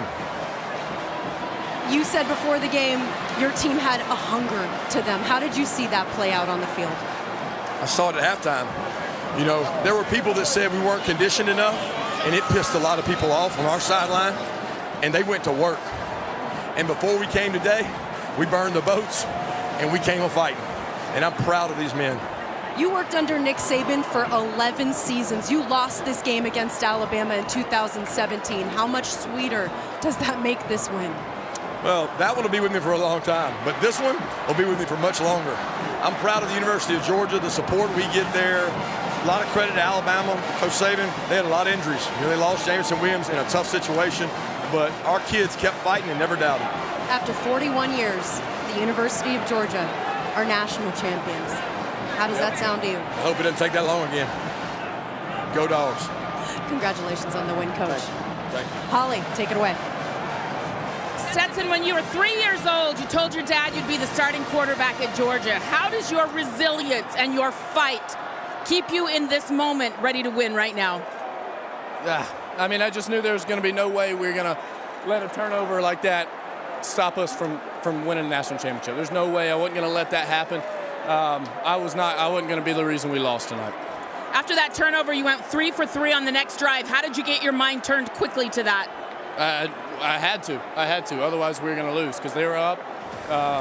You know, they capitalized on that, and I was like, well, I gotta fix this. So many times they tried to recruit over you. You thought about leaving, but you stuck around. Yep. Why? Because I love this place. I love this team. I believe in myself. I think I'm the best quarterback. And, you know, I just love everything about this place, and I want to win a national championship here. What does your story and your stick around, your fight, your attitude say to all of the underdogs, all of the walk-ons out there? I mean, I have no clue. I hope it's, you know, give somebody a little hope. Just keep fighting, keep your mouth shut, work hard. You know, life's tough. You just got to fight through it. What was the toughest moment that you went through that you stuck through and came out the other end? You know, just all the ups and downs, man. But these guys, I mean, I don't even know what to say right now. I have no idea. You were crying on the sideline, so emotional. Yeah. How did that all bubble up within you? It just hit me. I mean, it just hit me. I didn't even watch Keeley score. I thought he went down right when he caught it. Because as soon as he caught it, I just teared up. I just wasn't planning on it. I mean, good Lord. Wow. You're national champion, Stetson. How does that sound? That sounds awesome. That sounds awesome. Chris, back to you. That's something. So the tears in his eyes, Kirk. He wasn't even watching Ringo take it back with a clinching pick six. Then he just lost it. He said he wouldn't let that fumble be decisive. You hope for his sake he wouldn't be. Touchdowns on his last 2 pass attempts. Unbelievable. Bowers and Mitchell. Yeah, just a great game. I mean, it was tight all the way through. Adjustments were made. Georgia's determination after that loss in the SEC championship game on full display, group effort, and a heck of a title game. After that fumble, he didn't miss. 4 for 4, 83 yards, 2 touchdowns, and a relentless defensive performance by the Dogs, who have finally conquered the Crimson Tide, dethroned Bama, and they sit atop the mountain in college football. 33-18 is the final, and the 4-decade drought is over. Bill Bunnell produced the game. Derek Mobley directed it. Thanks to our entire crew. Much more coming up. Time now for the Ram Trucks postgame. Thanks for watching this special presentation of ESPN, home of the College Football Playoff National Championship game, presented by AT&T. Man, look at a team that finally gets to the top. There's just something that coaches hope is there, but you can't necessarily coach it. This Georgia team had that from the very beginning of the year in the game we called in Charlotte against Clemson. And it's led by guys like that. They've been through enough pain that this group came back with a purpose. It wasn't just winning a game. It was winning tonight. And I think that brotherhood is what other teams around the country can strive for and only hope for. But this year's Georgia team had it. And Kirby Smart, as you say, JT Daniels, it was the opening night start of the game you mentioned against Clemson in Charlotte. Played a couple of games, got injured, and then stepped aside and offered what he could to Stetson Bennett. You bring up a good point earlier tonight, or this afternoon. You said I went back and I looked at my board from the Clemson game week 1 and all the preparation we did. You know, Stetson Bennett wasn't even on our board in week 1 when they played Clemson. That was this year. Buried on that depth chart. Yeah, behind Daniels and back. At the end of the year, when it matters, he's the one carrying the cigar. And he'll have that trophy, no doubt. Stetson Fleming Bennett, the 4th from Blackshear, Georgia, wins a championship for his home state team, which didn't want him at first, but offered him the second time. Georgia fans, congrats on being the national champions. You get all the official locker room merchandise right now with the official CFP championship store.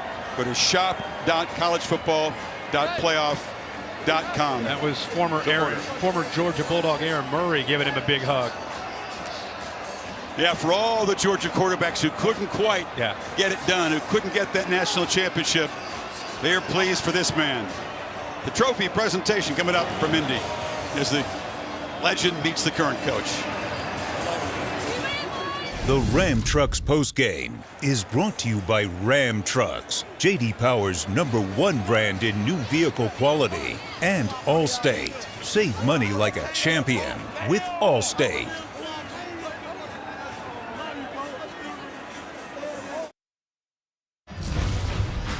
Welcome back to the Ram Trucks postgame. The tradition in Athens, Georgia. Ring the chapel bell after a big victory. There have been none bigger in the last 4 decades. You can tell the party just beginning there.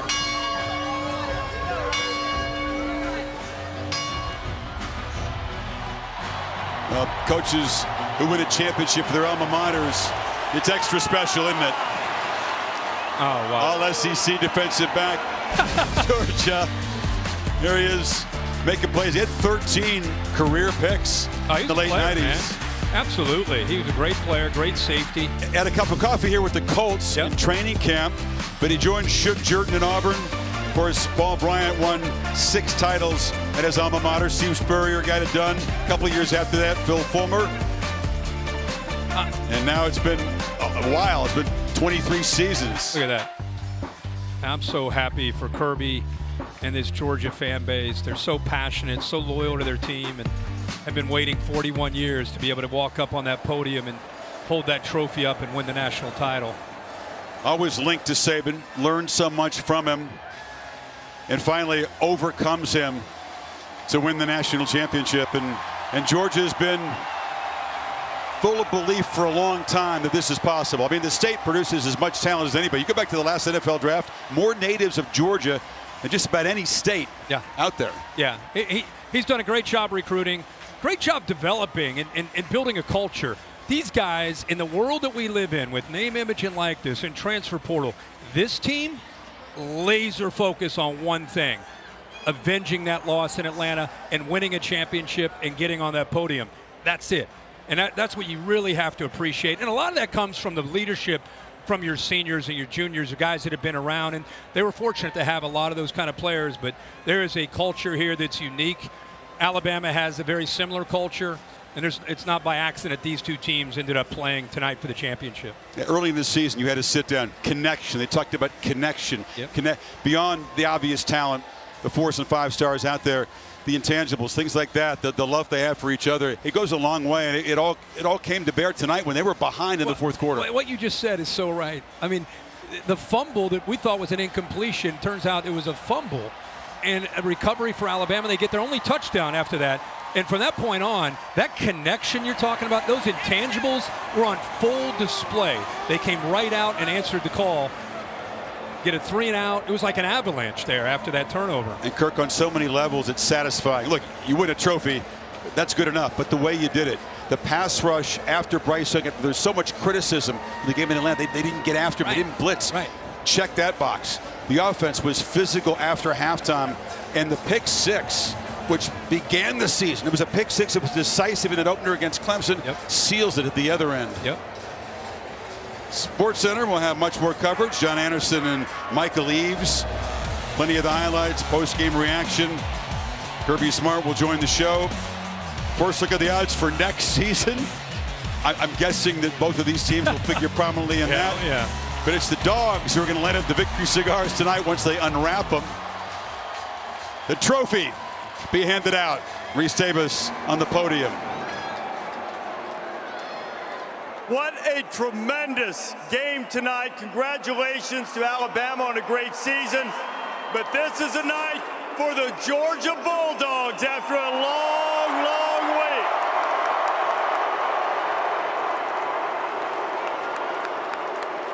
And now to present the national championship trophy to the Dogs is the College Football Playoff Executive Director, Mr. Bill Hancock. Bill. Thank you, Reese. I want to join you in congratulating Alabama on a great season. And now it's my privilege to present, on behalf of the conferences and schools that manage the College Football Playoff, the national championship trophy to Coach Kirby Smart and the Georgia Bulldogs.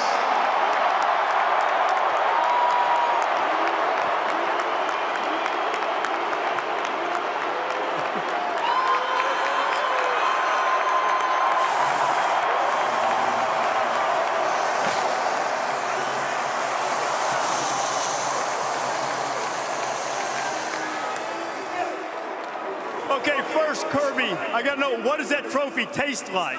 Well, I didn't get a full taste, but I can tell you this. There's going to be some property torn up in Indianapolis tonight, baby! Paraphrasing the great Larry Munson with that one. A few minutes ago, right before you came up, you said finally. You've had to try to keep your team in the right frame of mind to scale this mountain. What's the cathartic moment like to finally get to the top for you? It's surreal. Look at these fans and the people that traveled, that came up here with confidence that we were going to take this thing over. I can't tell you how many people reached out to me and believed. And you know who really believed? All these men right here. We told them before the game, we're burning the boats. The only way home is through them. And that's the only way you're getting home, and they did it. For the moment when the ball was in the air before Keely picked it off, Keely Ringo, and had the pick six. What was that moment? What did you see in front of you? Actually, I saw about 1,000 drills we did during the year playing the ball with Keely, and I knew he was going to catch it. I didn't know he was going to run it back, but I knew he was going to catch it, and what a big play and a big moment. First time since the 1980 season, Georgia is national champion. Kirby, congratulations. Thank you. And now, these Dogs have had some moments, and let's find the offensive player of the game, Stetson Bennett.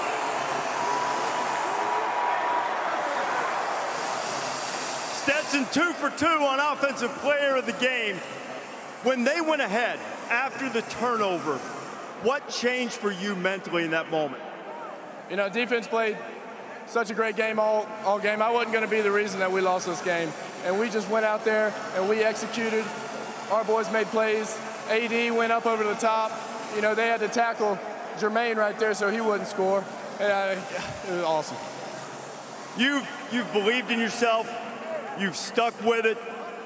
You laid it out. It was all or nothing for you in this game. So now that you've reached the summit, what's this like for you? I mean, I have no idea. I can't describe it. I love these guys. I have no words, man. These are the greatest fans in the world. This is the greatest team in the world. I love everything about this place. You envisioned this a lot of times as a kid. How does the actual moment compare to the way you dreamt it would be? Well, I mean, I cried, so, I mean, pretty good. When's the last time you cried before then? It's been a while. It's been a while. Well, shed the tears if you want to. Smoke them if you got them, my friend. Congratulations, Stetson, national champion and the offensive MVP. The defensive player of the game, and what a performance from this defense, which has been elite all year. Lewis Seen. Lewis, congratulations. What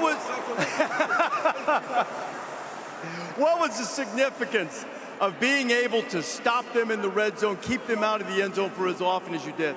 I feel like all these things are basically things we practice every day, day in and day out.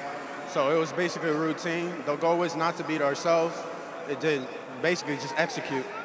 Tell me what you saw on the game-clinching play when Keely had the pick six. I just saw the ball in his hands, and that was all she wrote. And I basically went and celebrated with my team. This defense has been talked about as being one of the best in the modern era of college football. After this performance tonight in a national championship, where does this defense rank? Well, how should it be evaluated? I think our defense is definitely in the history books for what we've done all year round. You know, credit to the coaches, credit to the players, all the guys that we did this with. So we definitely made the history books. Lewis Seen, defensive player of the game. Congratulations. Dogs, national champions. And I guess, Chris, to join in what Kirby said and quoting the great Larry Munson, there might be some property torn up and the Dogs hunkered down one more time for a national championship. Reese, I fear for Athens, Georgia, which is a beautiful town, but this is a celebration long time in the making. A lot of heartbreak, a lot of tears of sadness, giving way to tears of joy tonight. It's frigid here in Indy. The fans haven't spent much time outside. Goodyear providing the aerial coverage over top of the city to reach the end zone. All you need is drive. Goodyear more driven. But something tells me those Georgia fans won't care how cold it is as they spill out of Lucas Oil on a night never to be forgotten. Who said it's cold? Saban denied his 8th national championship. In the 6 times they played in the CFP, Kirk, there's a pattern. Win-loss, win-loss, win, and loss. They are 3-3 in these CFP championship games. And let's hear from Saban with Holly. Coach, tell me how the injury to Jamison Williams really impacted you in this game. Well, I think it's a cumulative effect of all the injuries that we had, whether it was Mechie, Josh Jobe, I mean, you know, Jalen Armour-Davis. We've had a lot of guys that, you know, were critical parts of this team that, you know, didn't participate in this game. But, look, I'm extremely proud of this team. This team won the SEC championship, beat Georgia to do it. Obviously, they beat us today. I hate it that having such a great season, accomplishing so much, overcoming so much as a team, that we didn't finish the fourth quarter better than we did. So it's disappointing, and I know they're disappointed, but I'm really proud of this group. They overcame a lot to get here, and they played a really good game today. We just didn't finish in the fourth quarter. When you look across the sideline and see Kirby Smart, one of your longest tenured assistants, somebody who grew up underneath you, how do you think of this game and this win for him? Well, I'm proud of Kirby. I'm proud of the program that he's built. He's done an outstanding job, with his team. They played great. They've probably been the most consistent team all year long. We did a really good job, in the SEC championship game. Nobody can take that away from these kids, and I'm proud of them for what they were able to accomplish. Thank you, Coach. All right, thank you. Thank you. Saban's right. They have been the most consistent team. Many people felt the best team if only they could avoid the mistakes and overcome whatever mental obstacles there were about facing Alabama. Did all of it tonight. Yeah, just love to see this, man. When you work all year. There's Todd Monken, the offensive coordinator, who's upstairs, so they didn't see each other other than at halftime, face-to-face, and finally getting together. They accomplished so much. Todd Monken believed in him. He got a lot of questions. Why isn't JT Daniels the guy? And he kept believing that 13 was the right guy because of his mobility. He was the right fit. How fitting to see that conversation after winning the championship. Yeah, Monken and Smart said it 1,000 times. Gives us the best chance to win. And they do win tonight. Well, what a great punctuation of this season. Our thanks to Bill Lamagna here in the booth, to Chris Felica, of course, for Molly McGrath and Holly Rowe, working great job down on the sidelines. Darren Brown, Mike Black, Mark Amento here in the booth. John, Gary, and everybody on our crew. So proud to bring you this championship game. Georgia wins it 33-15. Much more coverage coming up right now on SportsCenter.